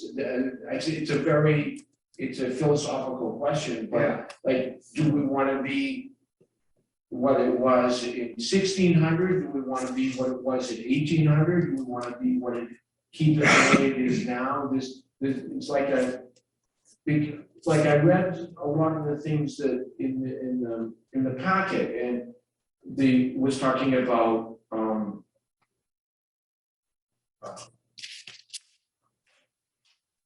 wildlife and especially, avian wildlife, field birds. Yeah. But we had way more fields 200 years ago. It was all fields. But wasn't necessarily the natural thing either, if you see what I mean. Yeah. Somebody from that era could have said, well, we used to have all trees, but now we've got all fields. So what is it we're trying to Yeah. bring us back to? Yeah, so. It's a, I'm not saying there's an answer, it's just, but it's something to think of. No, that's a good question though, and I guess, the way I'm looking at it is, I don't have personally, a vision of what it ought to change to. My vision is more of what we have currently, trying to maintain a healthy version of what we have currently. So that's where this whole issue of invasives comes in around the fields we have. And, so these are plants that have been introduced during the last, and I'm sorry, this is maybe it is, or maybe it is the right conversation for a select board meeting, but I'll just go on a little bit longer. Is that, so, there are all these invasive plants that have been introduced. There's probably 20 or 30 species of nasty plants that have been introduced in the last 50 to 150 years that are overwhelming what would be here naturally. And so, take bittersweet for one, which, is responsible for taking down portions of forests because of the way they, of the way they work. I spend a good And so part of my life. So that impacts not just the forest, but it impacts the fields too, because, trees fall down, they land in the field, they get mowed around, the other stuff starts to grow where it isn't being mowed, and, within 2 or 3 or 4 years, it's no longer part of the field, it's just a mess that's an appendage to the field or along. Right, no, I totally agree, And, yeah. and, so, I don't have a vision of, and I don't know of anybody who has a vision of changing things. It's more like, how do we protect what we have? We spent $4 million, $5 million on land. And if it all turns into a mess that you can't walk through, you can't do anything with it, then what have you done? And it's no longer habitat for anything other than bittersweet and multiflora rose and buckthorn and all the other stuff that has no value, no positive value. So that's maybe part of an answer. No, that's a reasonable, yeah. So, anyway, that's an update on. So I just had a question on Sure. the mowing schedule. I'm Yeah. trying to make sense of the different zones. Okay. So zone A is mowing once a week. No, I think it'll probably be once a season. I think it's probably once a season. Yeah, so it's once or twice a year has A, but then this isn't zone A, it's being mowed once a week. Oh, can I take a look? Yeah, I'm just having trouble figuring out. Oh, okay, those are, those are like. Yeah. I think those are just Action code, if you look where they are, that's, action code. they're like, Those are small, some of them are very small areas that are basically like around the structure, around the building. So they're not really zoning. Or is this not?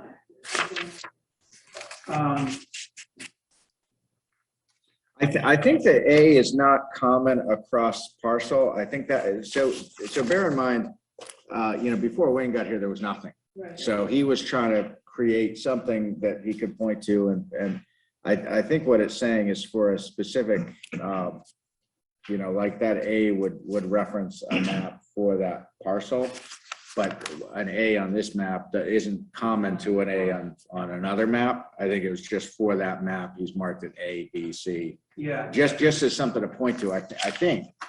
Wayne had maps of individual fields, and maybe they're in this packet. Yeah. Yep. Okay, so, I'm just trying to figure out what the zones are, because then like, some of these say last snow October, November, but does that mean it's only once a year, or is it every other year? Or is this all still to be determined? it's still work in progress. All right. Yeah, and yeah, well, he, you know, he knows what he wants to get accomplished this year. And the problem is that some of the mowing wasn't done this year. We didn't get together earlier, and it was a rainy year, and, you know, there were a bunch of things that made it difficult. But he knows what he wants to get accomplished this year before the end of mowing season. And next year, I'm hoping that, you know, we're able to come up with more of a plan, a longer term plan in terms of, at some point, you know, habitat restoration, you know, considering, you know, both human uses and uses by wildlife, and you know, trying to as much as possible satisfy all needs. We can't, you know, in the real world, we can't satisfy all needs in all places, but doing the best that we can. So what's the next step?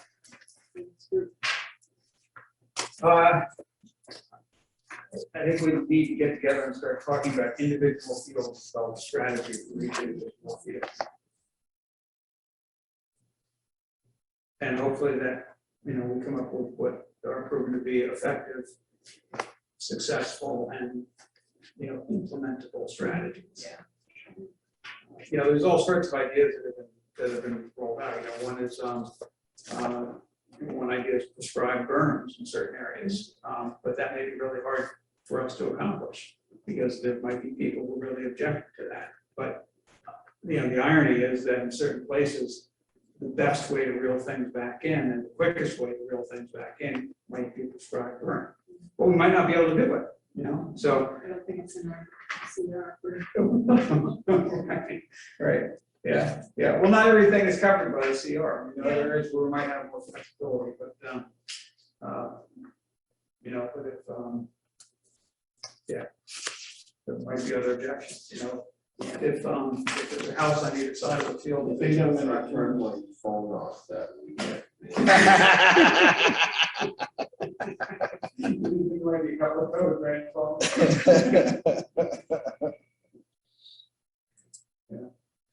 Yeah, it would be a time to just completely disconnect for a weekend. Oh, this is a huge project, but I think it could be really beneficial. Yeah, it is. It's bigger than it seems at first glance, you know, and it's more complicated. It's because there are Way more complicated. because there are a lot of competing, It's like everything. demands. And not just from people, but from, you know, from sort of solving a ecological purpose for the land. And I think personally, I think it's important that we try to address that aspect too. You know, everything isn't just for looking at.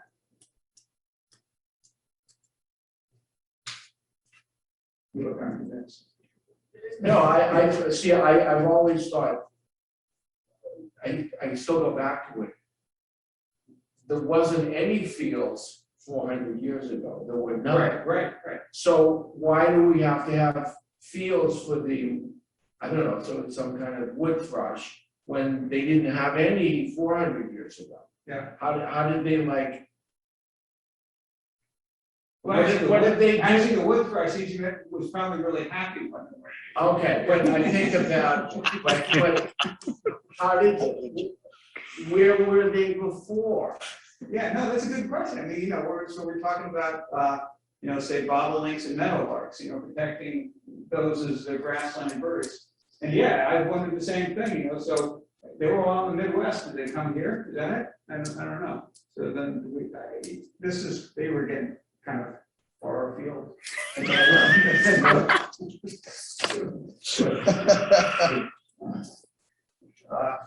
The migration of wood thrush. Right.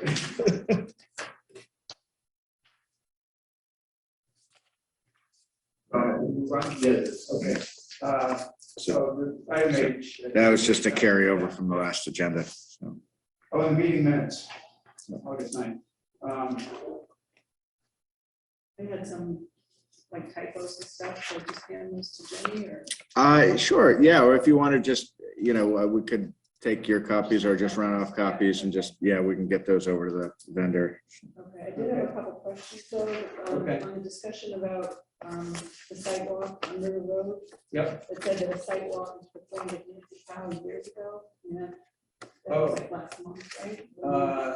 Yeah, actually last spring was, I don't remember that. I scanned these, Oh, it's really- yeah, No, it's good, good. Yeah. yeah, so it should be- yeah, no, it was, yeah, well, there was a sidewalk about a month ago, and then there was one this last spring, and I'm actually, I didn't even. Interesting. This past spring. Yeah, I would say this past spring, and then, That will address it. And then on item Q on page 87, it says equestrian activated signals for pipe signal. That's correct, isn't it? Pedestrian activated Oh, with, that sounds like equestrian, probably. well, but at the same, so which paragraph on page, letter Q? Okay, Regarding wanting to get- yeah, to get pedestrian activated signals, but it's likely we mentioned equestrian too, because one of the particular things we'd like is the signals that have a button at this level and at the horse level. So we may have used both terms. So yeah, pedestrian activated. It would have to be a really big button. Okay, and then in that, the next paragraph under Q, it's talking about Christian's additional duties, and it said, he also, the last sentence, he also stated, working to integrate all new hires into the town. Oh, that's, no, that's not correct. I don't know if he's doing some IT work with. Nope, no, he's not.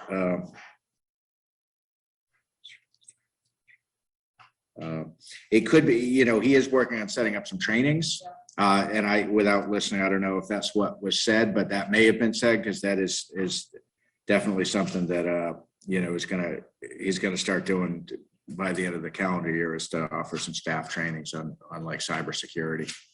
So, That's what I was assuming. Page 87 of the packet, the last sentence on section Q. Yeah, good catch on that one. That's. Or do you want to revise it? I mean, we could either strike it or ask the vendor if there's something, she knows where it is on the tape. It's right at the end of the meeting. So, it might be worth just re-listening, because,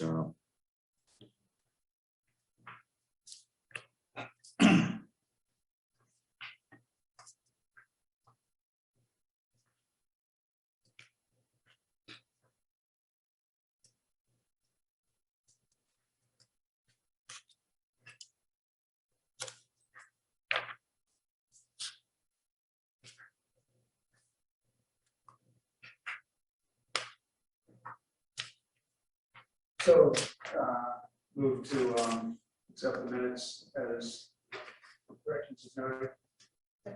Second. On favor? Aye.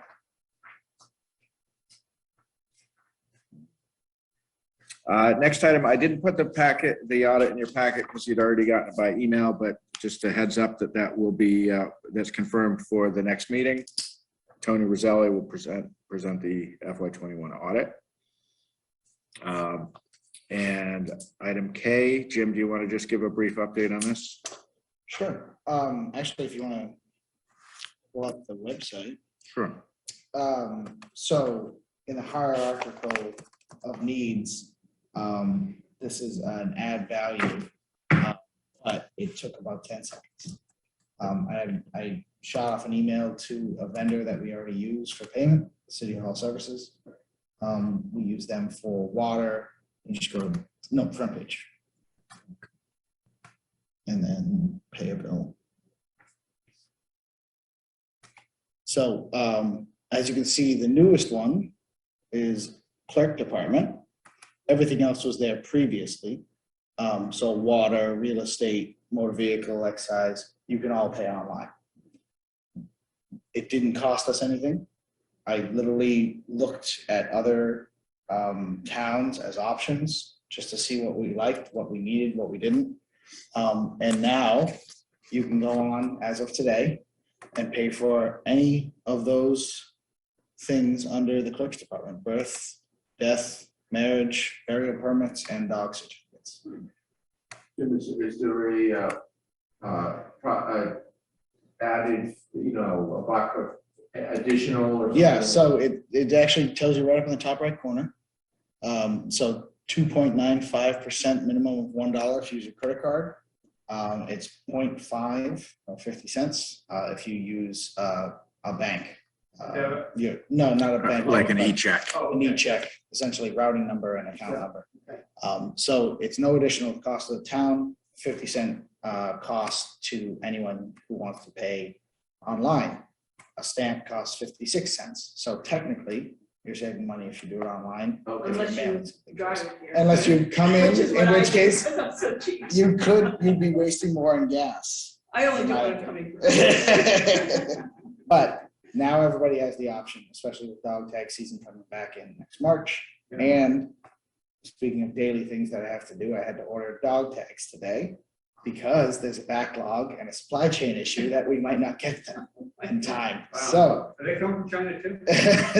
these are coming from Nebraska, actually. But that's one of those things that we're working on.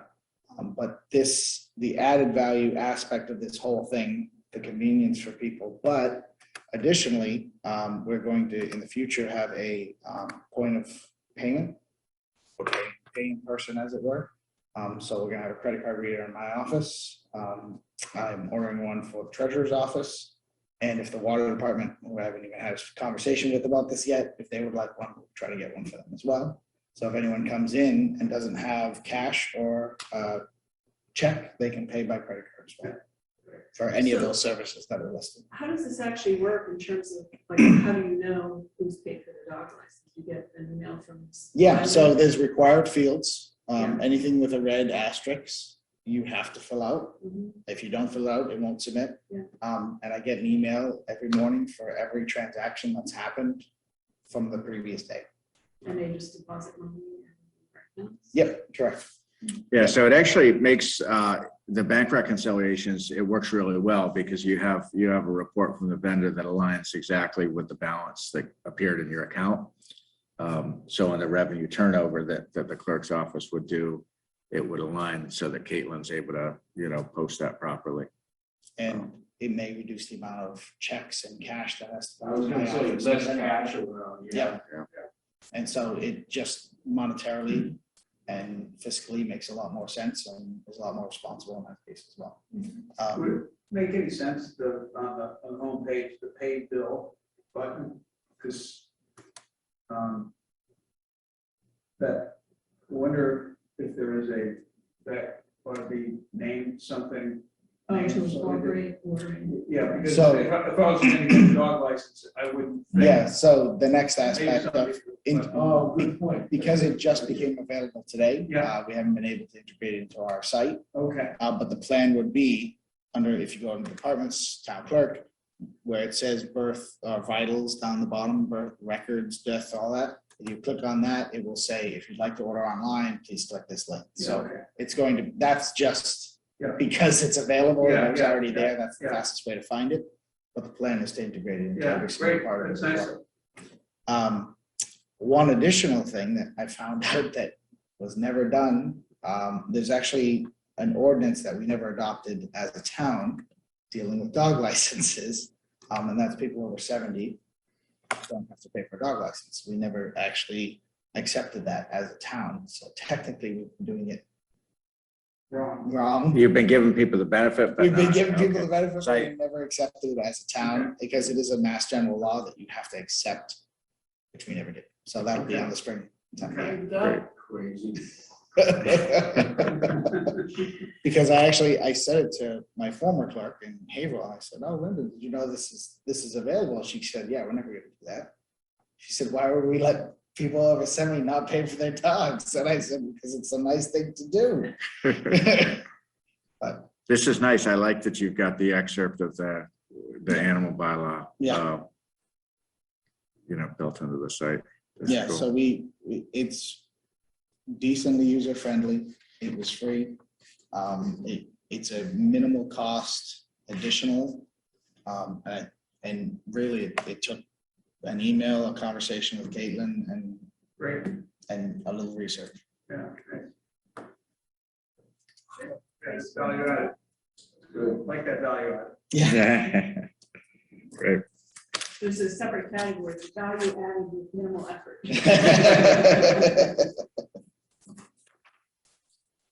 So the next thing, the paving bid that went out to bid. It was awarded a while back, and this, it's a little crude what's in your packet, but I knew the work was coming up in the next couple of weeks, and I wanted to make sure you all had a list of the streets that were scheduled to pave. I know this had been circulated a couple of times previously, but it's been a while, and where the work is pending. So I talked to Wayne about, I'd like to do like a news announcement, ideally like a map or something so people know, that there's, especially if they live on these streets, or if they're incorporated into their regular commute or something, to give people a heads up. But I know his crew's been out there for the last couple of weeks raising the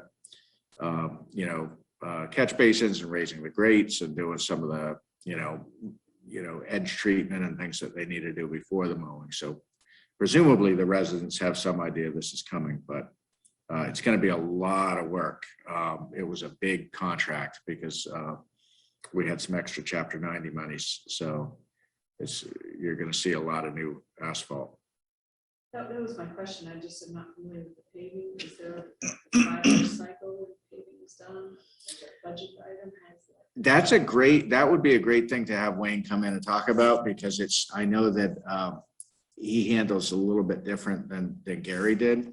And he does have a list, and he has, every street kind of prioritized. I think it's in like 3 categories of urgency, but then each year as he does the paving bid, he makes a determination of, what the biggest priorities are. And I know, when did he come to the board? It was he got some input from the board before finalizing the list. And I think that's definitely good. But I think that'd be a great discussion. I think if I remember correctly, when Gary was here, I think he told me that he used to just do an article every couple of years, for like $100,000, and then he'd spend that down and then go back for more. Whereas I think it's more built into the operating budget now, plus the Chapter 90 monies. But I know there's more to it than that. And I know Wayne would be happy to, talk about how he goes about it. And, there's a lot of different ways to do it. Some towns, spend a lot of money on pavement management services and getting engineers to come in and like quantify every, linear foot. He and I've talked about that. He doesn't think that's money well spent in a town our size. So he tries to focus on the brightest burning fires. But we have roads that are in really good shape because, Gary did a nice job for a long time. But I would be interested in that. If there's yeah, any- it's very interesting. Yeah, it's interesting. I know he'd be, sometime when he's coming in for something else, which could be soon, I know he'd be happy to talk about that. Another thing he does is, make sure to have coordination with Mike Couttet to make sure there's not something that's like on the list for a water main replacement that we're now, going to pave in year 1 and have to tear up in year 3. So Nothing kept people, well, maybe dog issues. yeah. What do you mean you're not paving that road? You are, Next item. So this is we got the executed grant. So Wayne had worked with this vendor TEC in Newburyport. They had done some safe routes to schools projects and some traffic calming there. And he'd reached out to his counterpart, Jordy. they come very highly recommended. We had a Zoom call with them on Thursday, and they're working on a proposal for us for the safety audit. And we've told them we're going to need, significant public input on this. And so to be sure to build in some public meetings. So once we have a proposal, we'd like to go forward and get that work underway. Because we fully expect it's going to lead to, probably some significant recommended investments in whether reconfiguration or geometric changes. So what, I wasn't quite clear. So what are they going to do? Well, we don't have a scope yet, but it's basically the safety audit's going to identify some of the known, deficiencies, which we already kind of know, We but sort of know that. we sort of know that, but what do we do about it? I would think it would result in conceptual design. Are they going to Which- give us some suggestions? Or Yeah. they're just going to say, this isn't good, this isn't good, this isn't good? Yeah, no, we'll wait and see what they get us in terms of proposed scope. I would certainly look for some conceptual alternatives or some recommendations, which then, you could have a preferred alternative that then goes to the engineering level needed to actually, get the work done. But, we'll see how far the funding goes, and part of that's going to depend on how we define the geographic scope. If we're just hyper focused on that pipe stave page, that's one thing. But if we go down to, the western, the Mill Pond Drive, or even as far as Coffin, or if we go to Chase Street on the other side, that's a much bigger, much bigger scope. During our call, we talked about that whole area, because we know there is interest in, maybe longer term getting sidewalks from Coffin to Chase. But how much can we take on with this budget? We'll wait and see. But they said they've done like 90% of the Safe Routes to Schools grants in the whole state, which, if they're even close to being accurate in their assessment of that, is very impressive. They are very familiar with that program. And I had been on a webinar a couple of weeks ago along with the principal of Page, and we had both come away with the impression that that might be a future year opportunity. These consultants seem to think it might be something we could apply for this year. They hadn't seen what I'd then sent them. And so this whole eligibility thing of the 6 months that the principal raised, that might be a deal breaker. It might not be something we can pursue this cycle, but it's something we definitely want to have on our radar, whether for this term. That was relative to acceptance of drop off and pickup time. Being like a partner school, you have to have been like in the Safe Routes to Schools program for 6 months as of the time the grant is filed. But I don't know if that's a hard cutoff, but they'll get back to us and they'll tell us if they think we should be pursuing that. But I think it's going to be, a good initiative once we finally get started. So we've been talking about it a long time.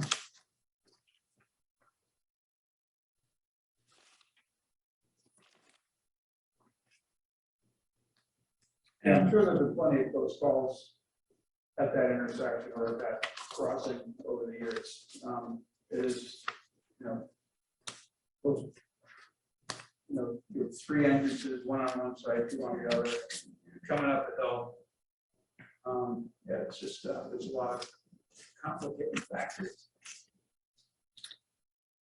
Then finally, on the community compact grant, we've got that in hand. I had a very promising call last week with the Collins Center out of UMass Boston.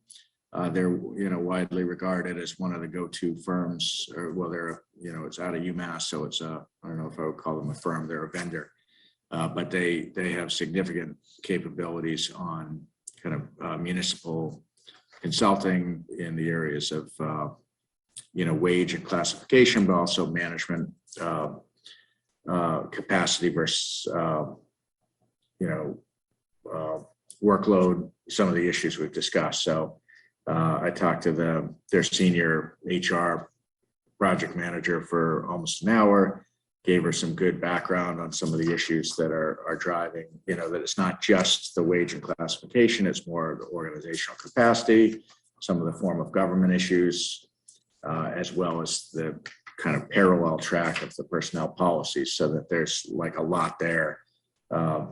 And she was actually quite relieved that we weren't looking for just like talking to our peer towns and coming up with a matrix of wages, because she said that's like drives the budget, that ends up taking a lot of time. And so when I told her that Merrimack had done that study this calendar year and that we could, provide all those numbers, that was a huge head start on what we really need. So she's going to put together a proposed scope and budget, and we'll see where that goes. But I expect to hear back from her in the next week and a half, and hopefully get something underway very soon.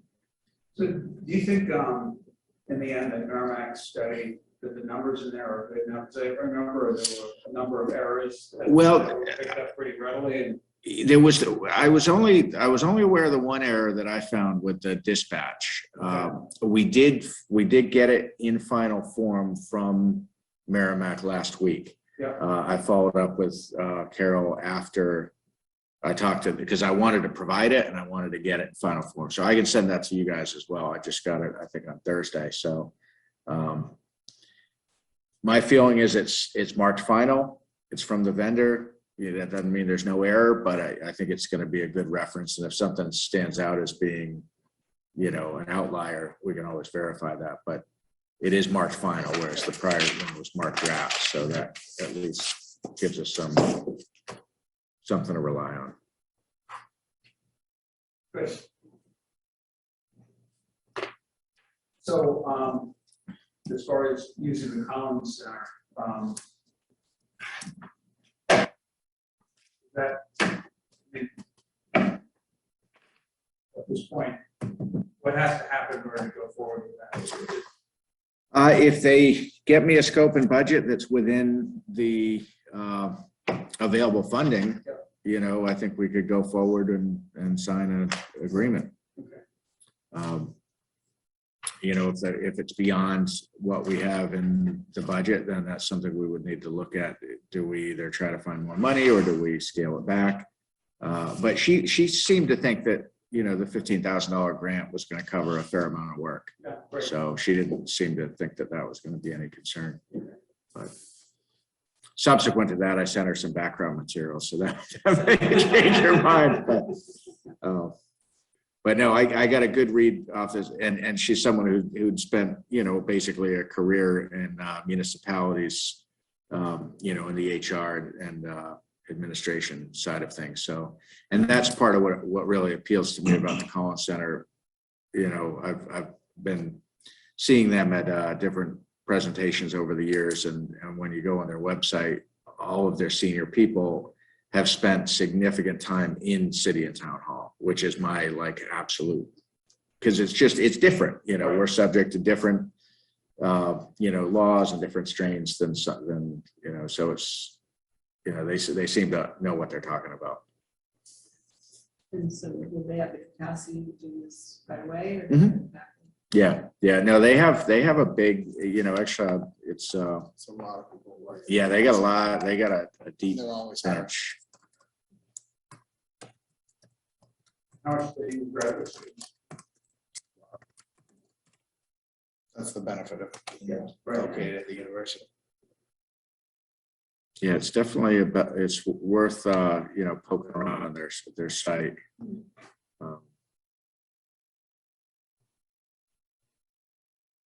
See some of this,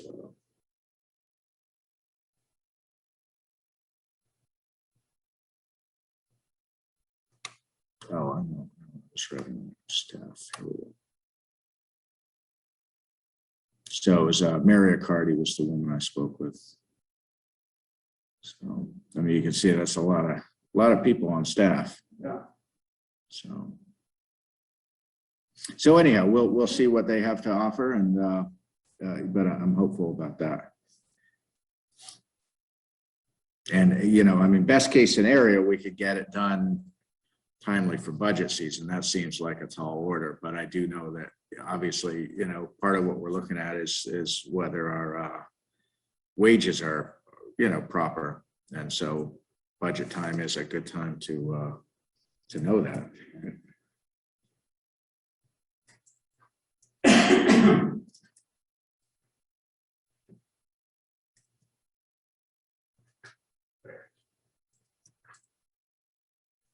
Follow-up meeting assignments and future agenda items.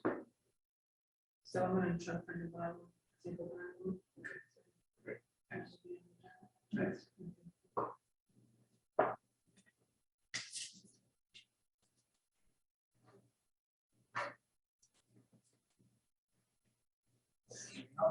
We've got a couple of things coming up on 2 weeks from tonight. We've got obviously the tax rate hearing and also the audit presentation. And there's at least something else that we talked about tonight.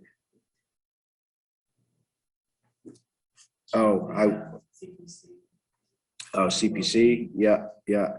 And one thing we had, we've got the hearing 2 weeks from tonight on the proposed personnel policy on the approval of overtime or time above budget. Did you get any other comments? Not so far, no.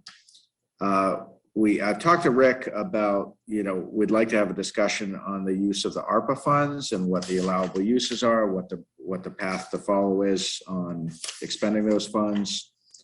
So I've got a question mark. I think we'd be ready, but we'll see as the date approaches. The ARPA is basically the latest version of CARES. Yeah. Another thing that I'd penciled in maybe for the 15th, maybe for the future, is this whole question of the interplay between free cash and the tax rate. I think that was something that was discussed this fall, but looking ahead, I think it's just something that we can never talk about enough in terms of just getting to. Yes, we can. Talk about it. But with the audit and with the, tax rate hearing, it might be, because there's some budget lines that just chronically are going to be underspent. And so anyhow, there's, I had a good exchange with Forbes. He had sent an email. We had a good back and forth. And, I told him I thought it's a great topic for discussion because it is kind of complicated. But it's not as complicated as it seems the more you look at it. So, Yeah. So did you think there was some possibility of altering the way the fire department budget? We had kind of talked about this. I mean, I haven't asked him, but I never have been able to, I haven't known of something like that in this state. I mean, I suppose theoretically you could, let's say you think in any given year, you typically budget just, I don't know what the number is, but let's say it's 200,000. Let's say you think your actual expenses might be more like 60 or 80,000. My thought is, could you put 200,000, I don't know, into an article, and then it's available with a 5-year sunset, and then you start under budgeting or budgeting that not based on a rainy day scenario, but more on a realistic cost, history scenario. And then if you need more, you hit the article. There's never going to be a scenario where there's a house burning down that you can't send your firefighters, but you're getting your budget leaner. You could do that. It would be except that you have to put 200,000. The first year you have a big hit. Yeah, no, you're gonna have, you got it. Well, that's a good point. I mean, you'd have to recapitalize it. Yeah, the other issue you're gonna have. Cost of money, it's just sitting there. Yeah, the other issue you're gonna have when you're dealing with payroll issues is it gets much more complicated to hit, pay payroll costs out of articles, because there's all the ancillary costs associated with payroll, which are kind of built into the operating budget with the the withholdings and things. So I don't know of an answer. There might be an answer, but there are some lines that are typically you know, and one I mentioned, you know, a while back was the FY21 recycling. You know, there were, when I remember when Board of Health brought forward their number, you know, I think we all thought it was pretty conservative. But at that point, the recycling market was all over the map, and they took the single highest per ton cost of getting rid of recycling. It was over $90 a ton. They annualized it. You know, some recycling bills, I think it was $16 a ton. I mean, it was all over the map. We turned back $45,000 in FY21 just in that one line, you know, so there are areas, but no one had a crystal ball. That, you know, that budget was put together in spring of 2020 during COVID. So I think it was probably wise to be conservative.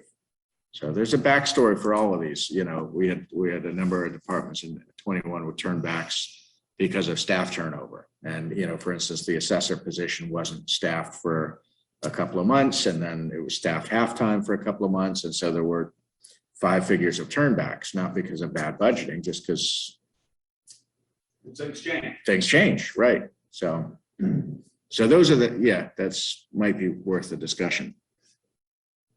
Yeah, I don't know, you know, you can't eliminate the overbudget because they're all, you know, you don't want to box yourself into a corner where you can't afford.